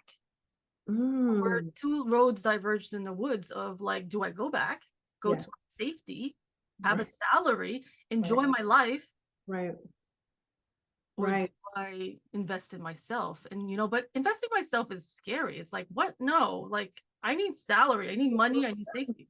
There's no certainty in it. No. That's scary as fuck. Scary as shit. So my girlfriend and I, who used to work in the industry together, she was always like, Linda, we can't go back. We can't. So I talked to her and she's like, Linda, you can't go back. And I was like, but I need money. And but then I broke it down to her of like my investments and savings and all of this, right? She's like, Linda, no, you have a safety net. Oh, thank God. So she's like, don't go back. And I was like, and then at that point, I don't know at what point of that is, but I started my business, my Airbnb business. So here's the funny thing is that the same week that I launched my business is the same week that my old company offered my job back. That's crazy. With a smaller salary. So I had to like decide. So I threw in all my chips. Oh, aren't we always tested? Yeah. So I threw all of my chips into me and I'm still on that. My chips are on me right now. Look where you've come. Would you ever have been on this road of healing to healing? Never. I would never think of this road. Never. Like me doing a podcast to talk and to put my voice out there and put my face out there. Like that's not something I would ever want to do. Because to me, like in how I saw myself was that I was a shy, introvert, quiet person. But my friend was like, Linda, like you always had a voice. You always had a tenacity to do stuff. And then he would tell me a story of how I was acting. And I was like, wow, I did that? I was like, that's shocking to me. Like, I'm surprised at some of the stories he told me. Like, here's just one story. Me and him went out with like a bunch of his gay friends. So a bunch of tall, black, gay friends of his, maybe like 5 of them. So I'm this short little Asian girl hanging out, going into the city. We decided to go to like Rose Cafe on 5th Avenue, right? Because it's cold. BBQs, obviously the lines was too long, so we couldn't go in there. And so we tried to just randomly go into another place. And the people there were like a little stuck up of like, no, you guys are not dressed. You're wearing jeans. And you just basically look like a bunch of like hoodlums, like people who are gonna mess up the restaurant, right? And he's like, and I step up and I ask him like, well, why can't we go in? What's the problem? And he's like, uh-oh, Linda's involved. Like, uh-oh. It's like, oh, we can't get in. And then he said that I said, what? We can't get in. What? Step out the way. So I went up to the front of the guy and I was like, what's the problem? Why can't we get in? It's cold. We, like we're started telling us like, oh, you're not dressed right, this and that. And I'm like, first of all, you have nobody in the restaurant. We have money. And then I looked to my friends like, do you guys have money? They're like, yeah, we have money. I'm like, so what's the problem? We just want to get out of the cold. We want to buy some food. We want to eat. We want to hang out. And they're like, oh, okay. So then they let us in. But all his friends were like, oh my God, like, like this is amazing. Like Linda just stepped out and basically like, but obviously it was like racism too. So like I probably was getting defensive of my friends. Like, don't be racist with him. Like, who cares what our skin color looks like, But I don't remember that story. And the fact that really? Yeah, I don't remember it. But this is a pivotal point in his life that he remembers that story, and he had an amazing time. And he was like, Linda, like you stepped up and you protected us and you like did all of this, and that's like you. And I was like, I don't remember that story. But like being a bulldozer, Aries, you're just doing all the things that you need to do, but I wasn't living presently. I wasn't present to all of the things. So like I'm missing so many memories. Like I have huge memory gaps of life. That's amazing. Yeah, because earlier when I was talking to Tammy, now I can't even remember the story I was telling her, but I was telling her about a story about herself. Yeah. She's like, I do not remember that. But that's the thing. Like when you have such trauma, yeah, you have such big memory gaps because you're not living presently. Like you're not in your own body and your own skin. You're just doing what you need to do. You're like a robot. You're like, oh my goodness. You're living in the unconscious auto programming. Where there was another podcast I was listening to where the doctor or philosopher or whatever, he was like, yeah, like most of us live like 90% of the auto programming that we downloaded from age 1 to 7. Yes. And so when you go through trauma, you're just running the auto program. You're not even awake. It's like driving a car. Like when you start thinking about something else, who's driving the car? Because you're not thinking, and then all of a sudden you're at the place that you're supposed to be at because your autopilot is driving the car and you're thinking about something else. Right?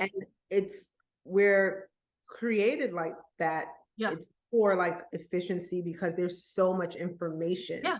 You can't process all of it and think about all of it all at the same time. Your brain's trying to help you. So that's why we have to do things with intention. Because everything, like you said, 95% of what we do is unconscious. Yeah. It's not in our forefront. Yeah. How did we get home? We were just driving. We were just talking. Oh my God, we're here. Oh yeah. It's bananas. And I know for depression, it's the same thing because there's so much I don't remember throughout the years when I was depressed. There's like blackouts. Yeah, you black out. Black out. How long were you depressed? It happens to the brain. That's a good question. Was it during COVID? Oh no, it was the beginning of your marriage, you said, right? Oh, so the anxiety started in the beginning of my marriage. And then depression came later. Okay. When I just felt like I shouldn't be in the marriage with all of this fear and I just didn't feel safe. And it was getting divorced was so freeing for me, but I had to hit like complete rock bottom. Yeah. That I felt worthless, and tackle that on and find my worth and understand it, accept myself and all the mistakes I had made within the marriage. Because I was like such an ugly individual in the marriage. And I would always try to justify it because he didn't do something. Yeah. Yes. It's the justifying when you are in that like selfish ego mode, everything because you have no integrity. There's no values, no morals. Exactly. So when you don't have, like I realized, like when you don't have integrity and morals, you're just gonna justify it. Like you did this to me, so I can do this. Shots fired. Yes, absolutely. Yeah. So that's why I wanted to focus on integrity. And I thought to myself, I would never want anyone treating my son this way. And I never want to treat someone I love this way again. So I have to work on me, I have to be better.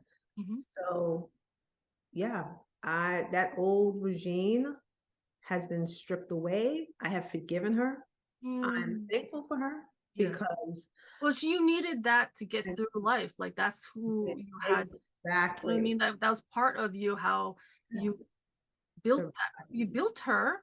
That was your avatar that you built. You ever seen Jim Carrey had a Instagram little post. It said his friend told him depression is needed because it's your body saying fuck you, I don't want to be this avatar anymore, so I need rest, I don't want to be like this. Your body is at a dis-ease.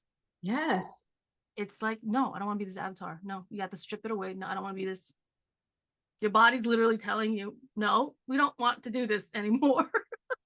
I was like, oh my God. Because like you're always taught, like growing up in these kind of like very strict families, like you have to keep this like facade up. Like you have to look. You have to look a certain way. You got to be rich. You got to have a great career. You got to, you know, be strong. You got to have the family. You got to have the kids. You got the perfect husband, the wife, the house, the car. Like you have to present yourself a certain way. Absolutely. Because I guess it's high society, otherwise you'll look down upon. I totally was all in with that. Totally fell for that. That's why I was so miserable.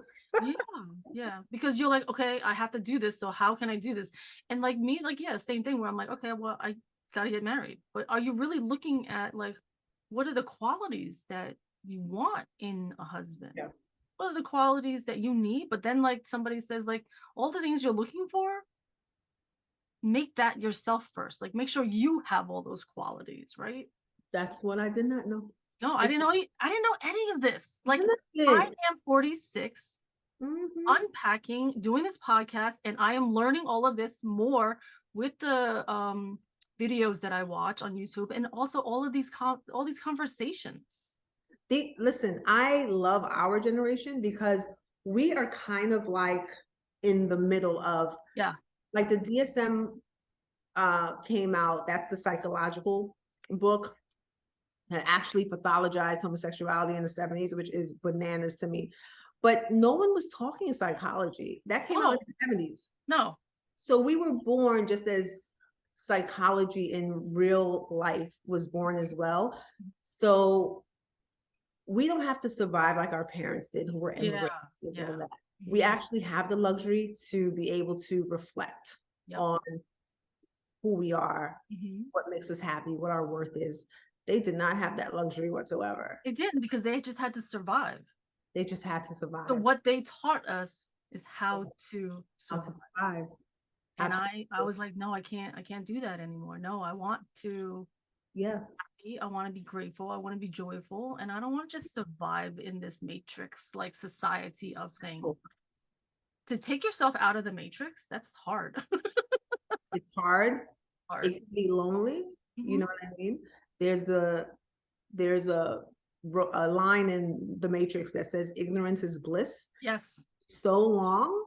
That was like, it resonated so hard. So when you said, sometimes I want to go back to the default me, you know, I was like, yes, I get it.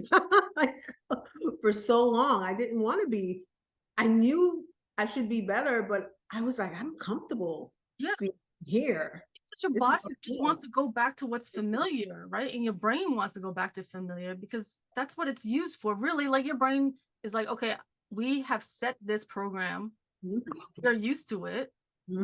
Let's just run the program like a computer, like a fucking like old operating system that just wants to run. And you're like, no, we have to like remove that. Absolutely. And until it becomes so painful, like it has to become more painful. Has to be more painful. That pain will squeeze you out of any situation, honey. Yeah. So that's what it became. If I had remained married in my marriage, I would have never hit that bottom that I needed to propel me into change. And to this beautiful woman you are, you know, can be done with your med school when you're 48 and be a doctor and do residency. I am so proud of you. I'm so thankful that Tam had like mentioned you, where I was like, well, we have to get her on. If she's got a great story, I want to hear her great story. Yeah.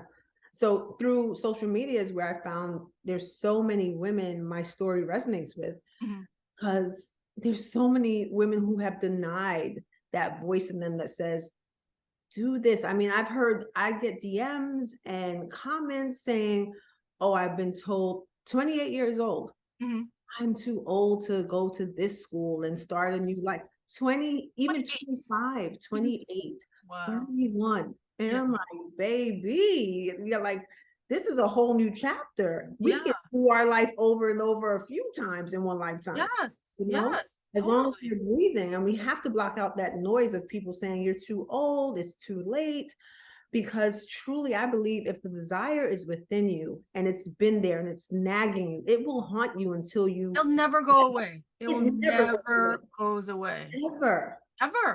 Ever. I mean, and this is how, like, I would tap into what I really wanted in life.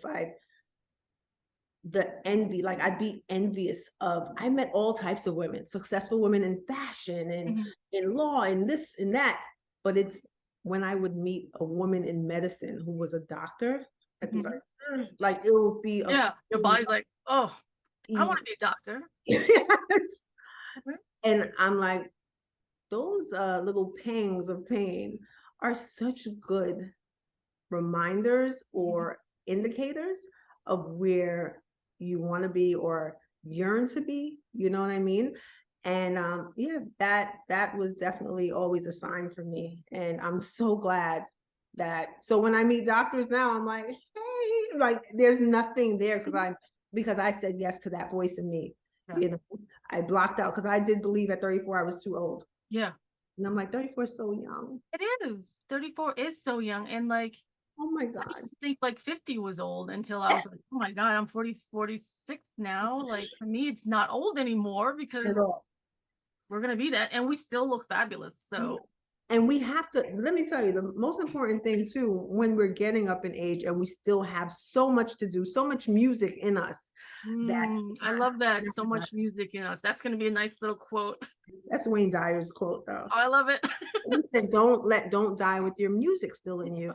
I mean, these conversations are just so beautiful. You just start going on a tangent here, tangent there. Don't worry, I'll just edit out. I did the same thing when I was talking to Sunrise. I was like talking about something and I was like passionate and I'm like, I don't know what my I'm saying. I was like, I don't know what my point was. And then she reminded me, I'm like, oh, okay. I have no clue. My husband came in and I'm like, what? Well, we were talking about dying with your dream and dying with your passion and like not doing it. So now you see a doctor, you're like, okay, it's all right. Yes. I'm a doctor too now. Yes. Because I said yes to that voice. Okay. And now I'm kind of like, are you free? Do you feel free now? Are you happy? Great. I'm thrilled. I'm proud of myself as well. And the fear, what smites fear is action, you know? Inaction will feed that fear. You start to tell, the story gets bigger than anything possible, but action puts it to rest. Yeah. So like, I do feel more confident that I can complete things, that I can go for things, that, yeah, I've grown so much because of this journey, because I tackled something that I thought I was incapable of doing beforehand. Like, you look free, you look happy, you look light. Thank you. Yeah, I feel so light. And there's so much like this year, I'm like, I want to focus on being kind because I've always been nice. Yeah. I realize has nothing to do with kindness. It's kindness. So people won't ask me questions or that they'll like me or something, but kindness is what I'm striving for now. And I'm learning about that. And I'm learning also to just push myself to the edge, do a little more than I think I can do. I listen to people like David Goggins. Yeah. Okay, oh my God. I love David Goggins. I loved his story. Like I was like shocked. Like I listened to his audiobook and I was like, wow. You Can't Hurt Me. Yeah. I love that one because they do like a podcast kind of format in between each chapter. But see, that's what I love because I don't like these structured interview things I rather just, so like now it's beautiful because now I'm comfortable with my voice and skin where I can just jump on. Like I have a pile of questions in front of me, but like to me, like I'd rather just talk to you and hear your stories, and wherever this conversation goes is wherever it's supposed to flow. And I think that's the beauty of it now. But like he's a beast. He's a beast. And I'm like, but to hear that story and then to hear him talk to the other guy and like hear like the backstories, the relaxed, you know, conversations of it, like that's when you get to really know someone. Yeah. You know, so like that's also something that's beautiful with my conversations with Sunrise is because she can put up this beautiful professional part of her. Yeah. But when me and her talk, I get to see the other part of her and I get to shine a light of, you know, her casualness of it. And I feel like that will resonate. I love that. That's the part of people that resonates with me. Yes, exactly. I want to see your flaws. I want to know your imperfections. That you want to know that they're human and they're not perfect. Yes. You know, like I don't want to be this perfect person on camera. I am not perfect. And I'm going to tell you all the reasons why I'm not perfect because you're able to relate. And you'll give them permission to still pursue what they need to, knowing that you don't have to be perfect. Yes. And that failure is part of success, by the way. You have to fail. You have to fail forward. Fail, Feel forward. Just Please. keep failing. Yes. I just love this conversation. I feel like we need to do more of these because No. we could just keep talking and talking and talking. No, seriously. Oh my goodness. I just love it. Like we've had like so many similarities, so many like similar things, and it's been a beautiful conversation. I am so excited. Is there anything else that you would like to let the people know or share with us with Tam or anything? Well, I'll say this because I think anyone who's on their path needs to know that one of the most important things you can do for yourself, for your growth, for your evolution, is to learn to forgive yourself for all the bad decisions you may have made in the past because you didn't know better at that time. Be empathetic to that person. Give yourself grace. Give yourself grace. Mm-hmm. Absolutely. So, yeah, I definitely want people to remember that. We're so hard on ourselves and we get in our own way with that kind of judgment. Yeah. We need to have empathy. So yeah. And I just love like Wednesdays I do my podcast with Tam, and the light bulb moments and the aha moments that we've been having, like it's beautiful that I'm so happy. You don't understand. Yeah. Like it's beautiful because like I just saw her, and the fact that she opened up to me that she went through it too. I'm like, let me help you. Like if I feel freer, let me help you. I'm so thankful she has you in her life. Mm-hmm. Like, you are her angel sent just at the time that she yearned and needed. Like there's an intersection. Yeah. On for her, and you are pushing her through. Yeah. To her higher self. I love it. I love it. Goodness. I love it. So because you said it's time for me to heal, because you made the decisions you made, I mean, it's affecting so many others in a positive way so that they can arrive to the same place. Yeah. I mean, like, at a time. I love it. I just love it. That's the whole purpose. I feel like that's always been something that's been gnawing at me, you know, like that voice of something that you need. Girl. So like you wanted to be a doctor. So me, like I needed to get the story out. Like I can't keep it in. And like I've had people in my life with like, Linda, you gotta let it go. Linda, you gotta stop talking about it. Why do you keep talking about it? Yeah. And I'm like, yeah. What do you mean? Why do I keep talking about it? Obviously, I need to work through it. Exactly. It's not worked through. I can't just sweep it under the rug and act like none of it happened. Unfortunately, my process to heal is to fucking let the world know. That's right. That's right. Unfortunately, my healing is going to blow it out, unfortunately, to put it in the world. And it's not something that I wanted to do. It's not something anybody wants to do. It's to tell the whole world about it. But unfortunately, that seems to be the way that the path is leading to, me telling the world. So then I can heal myself and I can heal everybody else who, whatever issues they have. It might not be the same as me, but whatever issues you had that's holding you back from living your best life to being free, try to pave the way of that, and every story will help and every story will heal. So spread the word. Let the people know. Anybody who wants to share their beautiful story with me, I am completely down. Send them, send me your Instagram, and like, follow, and share, and comment, and subscribe, because I'm trying to get to 1,000. Yeah, I subscribe to you. Hopefully I can eventually monetize on this beautiful passion and vision of mine, because I'm a single mom with 2 kids. I would like to eventually get paid. Absolutely. Deservingly so. Yeah. And you are a voice for the voiceless. Yes. And eventually my idea was like, maybe I'll just do like podcast therapy. Wow. Because this has been my therapy, to put myself on this, edit it, and put it myself, to see myself on a giant 58-inch TV every week has been therapy. Oh my goodness. Because you don't see yourself, because you're kind of like just a mask. How do you see yourself? You don't hear yourself until you see yourself on a giant TV. And it's funny because I shared this with Tammy too. When I was reading Never Finished my David Goggins, just I didn't. Is that the new one? that's the new one. Oh, I haven't. I actually read that first, and then I listened to Can't Hurt Me. Oh, okay. I haven't listened to the second one yet. So in the first one, Can't Hurt Me, he speaks about journaling as a tool to heal, because his past of abuse from his father. Yep. And in this new one, which I read first, he says journaling is one level, but it's kind of like entry level. He said, what you need to do is record yourself, record your voice, tell your story, tell that story of your abuse, of your loss, of whatever it is that is traumatizing you, and just listen to that shit over and over again until it loses its power. Just a story. I love that.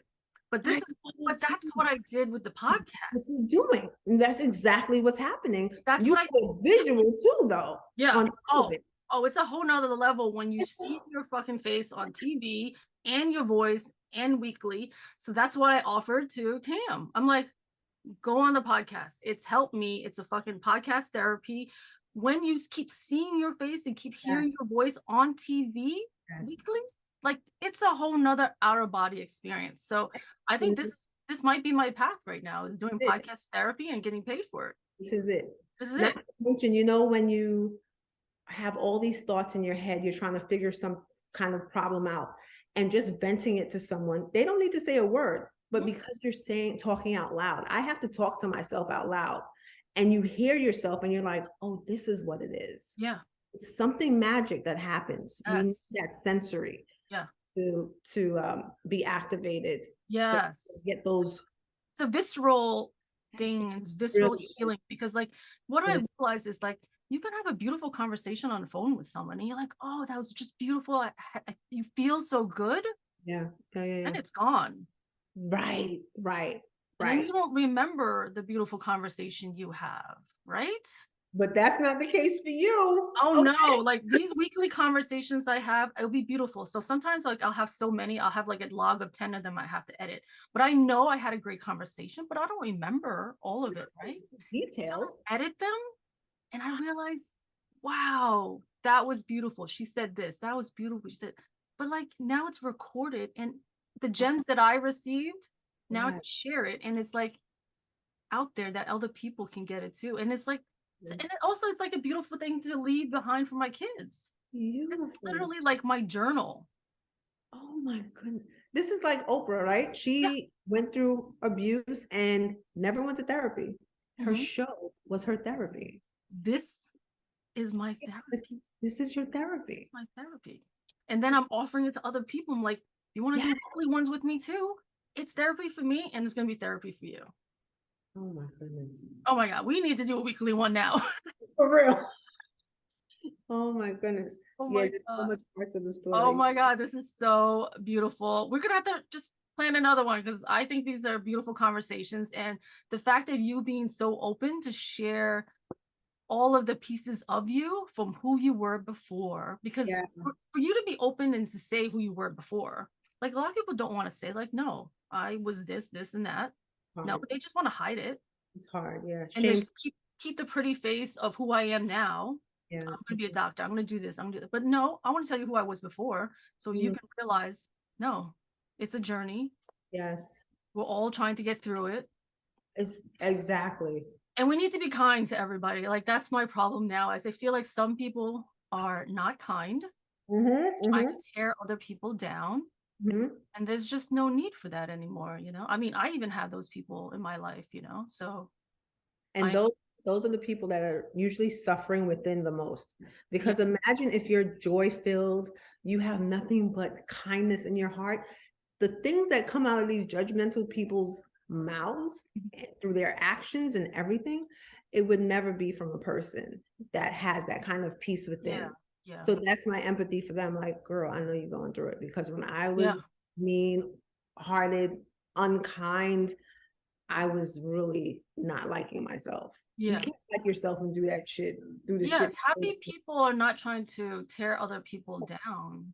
We just want to lift other people up. Yeah. Oh, have you watched Netflix has it's Dalai Lama and Desmond Tutu. Okay, so Tammy told me about this. I still haven't looked at it. I didn't finish watching it, but I started watching some of it the other day, and I was like, this is the cutest best friend relationship. Like, they're best friends. Yes. No. Tutu and the Dalai Lama are best friends. Mind blowing. That's yeah. Oh, I gotta watch that. I'm gonna put that on. You gotta put it on. Like, whatever you're doing today, just put it on. This is what I wanted to ask you about. Have you ever heard of the Japanese, I believe he's a doctor, his name is like Emoto or something like that, but he talks about maybe the science or the magic of water? No. Now this is interesting. Okay, I'm gonna find it. And I actually saw the documentary. It might have been on Gaia, The Secret of Water. The Secret of Water. I'm gonna have to Google it. You have to Google it, because I learned about it when I was in massage school. You can imagine that community. We're all into like other lives and, yes, and all yes. I love it. I love it. I love that. I love it.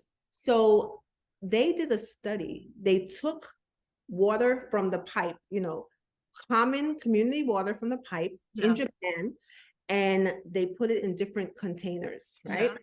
Oh God, this is amazing. On one container, yeah, they write positive affirmations on the container, and on the other one, negative crap. Just water. And what happened was, after sitting there for a specified amount of time, they looked at these water molecules under a microscope, and what they found was the ones that were in the jar with the positive affirmations had blossomed or become these beautiful, it looked like snowflake patterns of crystals, like underneath the microphone, underneath the microscope. The other one, the negative one, it was so ugly, like the formations, it was like deformed looking. They were yellowish in color. It was bananas. They also did the same with a bottle of water, and they had a group of people surrounding the water, sending it nothing but good vibes versus sending it bad vibes. And the same came out. Now, the point of the study is about our thoughts and our intentions mean everything. And then you think we're like 70% water. Yes. What are you doing to your body? And this is why people get cancer. Boom. But here's the funny thing too, is that this is completely related to the students who had 2 plants. Yeah. Oh my God. Tell me about this plant. Right? 2 plants. Did you hear about the 2 plants? Oh girl, we're gonna have to set up a weekly Sunday tea of conversations. Oh my goodness. Oh, I love this. And then you have to get one of our cups here. I do. Tammy told me. She's like, girl, you need your cup. You're gonna need a cup. Thinking of a master plan. So the plants is exactly the same freaking story, where students had 2 plants, same exact plants. One plant, they would, say all of these negative words to. Every day they would come in and say negative words to these plants and talk down to it and say mean things to this plant. The next plant, they would say all positive words. It's beautiful. It leaves it. So all positive words they would say to this plant. Wow. Obviously, the one that they say negative ones started dying and wilting. And then the other plant that they said all these positive words to was blossoming and being beautiful. A plant. So the fact that you saying that they just wrote the words on this water, and then the other one, they talked the words. So even writing it down, I mean, that's fucking mind-blowing. Mind-blowing, and shows us how powerful the fuck we are. We're so fucking powerful. I mean, like, that also goes to like mood boards. Oh, because I used to always do mood boards, and my girlfriend was always fascinated that my shit would actually come true on all the mood boards at the end of the year. Those mood boards, everything I put up, that stuff will all come true. And she's like, Linda, you just fucking manifest things. I'm like, put up a mood board, do the same thing. You need to do a reel on that, by the way. I love reels like that. Yeah. You really do. Yeah. Like, my manifestations of those freaking mood boards all came true, or something that I'm trying to work on or do. Yes. Will manifest and come about. Like, okay, I want to do this. I want to do this. So like now the words I'm trying to tell myself more is like, I want a healthy relationship. I want a healthy relationship, but not just outwardly. I want a healthy relationship with myself, my kids, my happy. I want to be healthy. Like, Yes. healthy. Like, I want to trust myself. I want to feel safe. I love this. Changing the words that I'm trying to say to myself, as opposed to, I don't trust men. I don't feel safe. Yep. I'm not enough. So like those were the old programs. Literally, I'm killing my cells in water. Literally. I'm literally. It sounds crazy, but this is it. This is true. This is insane. This is mind blowing. The water. I never heard the water story. I've only heard the plants. Yeah. I probably heard the water thing maybe a long time ago. Probably don't remember, but just the fact of water, just writing it down. Yeah. Oh my God. Oh my God. There's so much left to discuss that we need to go over. But I love that we ended it with this, because this is perfect. It's good. Oh my God, I love talking to you. Oh my God. In this world doing your work. I love this. You don't understand. It gives me so much joy to see people living a purposeful life, affecting others, that ripple effect. There's going to be so many you don't even know you affect. I'm so thankful for you. Thank you for doing your work. Seriously. Thank you. Thank you. Thank you. Thank you so much for being a part of this. I am so grateful that you joined me. Such a privilege for me. Okay, so text me your bio and text me some photos. So I'm going to edit this podcast probably today, because I'm a beast. Can you grab the photos from Instagram? Because I don't really. Yeah, I can get it from Instagram. Do you have a bio somewhere? I'll make one up. Yeah, make a quick one up, because when I get excited about podcasts, I will edit them the same day. Okay, cool. Because I love this, and this has to go out, because I can't wait to see what it is that how you edit it. Oh my goodness, I'm so excited. I'm so excited. Thank you so much, and have a great day. Baby, bye. Okay, bye. Tell the good people who you are. I am LindaLCheung. I am kind of a jack of all trades. I do a little bit of fashion design, graphic design. I'm a multimedia artist. I'm a single mom of 2 kids, divorced, and I'm, the founder and owner of Artandhustle. And I've curated some art shows. Now I've gone into the podcasting world, where I want to talk about the art of living. And I feel like every story will help and every story will heal. And that's how me and Sunrise got connected, where I saw you on Facebook and I was like, I love your energy. And, if you would be so kind to join me on my podcast. And this is how it's all evolved now. Now we do our weekly inspiring conversations. So I'm so happy to be here with you today. I know, we're like cross-pollinating. Yay! Yep. I mean, I love it because you have written your book and I was doing the podcast. And so since we connected, I was like, Sunrise, you got to do your podcast. I'm like, just do it. Just jump in. Right? Yes. So for those who don't know, yes, I had this idea and it was stewing, and I may have recorded one thing during the pandemic. And then when I connected with Linda was like, just do it. Those are her exact words. She was like, just do it. She said, stop thinking about it. Stop overthinking it. She said, just press record and just do it. And so that first episode that everyone loves with Tenora from season 1, that would have never happened had it not been for my girl, Linda. So I'm so glad that she is on my side of the podcast to share her journey, mainly because everyone knows I do this show because I want people to feel comfortable in their relationship with a higher power. For me, I call it God.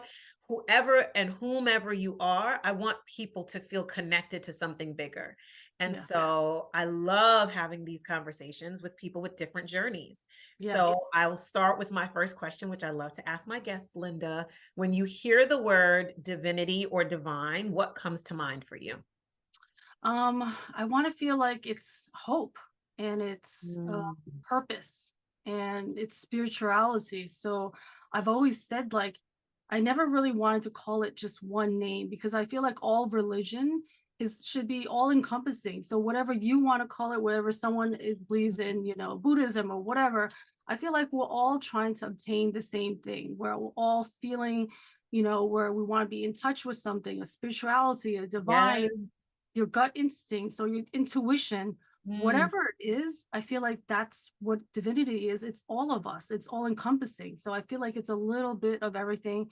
And it's also like our purpose and of our authenticity. So if we can all be more authentic with our purpose and our intentions, and to be in a space of who we are, mind, body, and soul, if we can be connected, then we'll be able to be more authentic, sit here with you, and to be who we are. So then there's less conflict around in the world, like finally getting back to me, my art. All I want to do is art. And the other thing is that I love stories. So like, to me, art isn't everything. Your art is your voice, your speaking, your connection. You can feel everyone's energy. That's your art. It's the art of living to me. So art and hustle to me is the art of living, and art of it and everything. I hope that you've cut that piece right there and make it your intro and your outro, because that was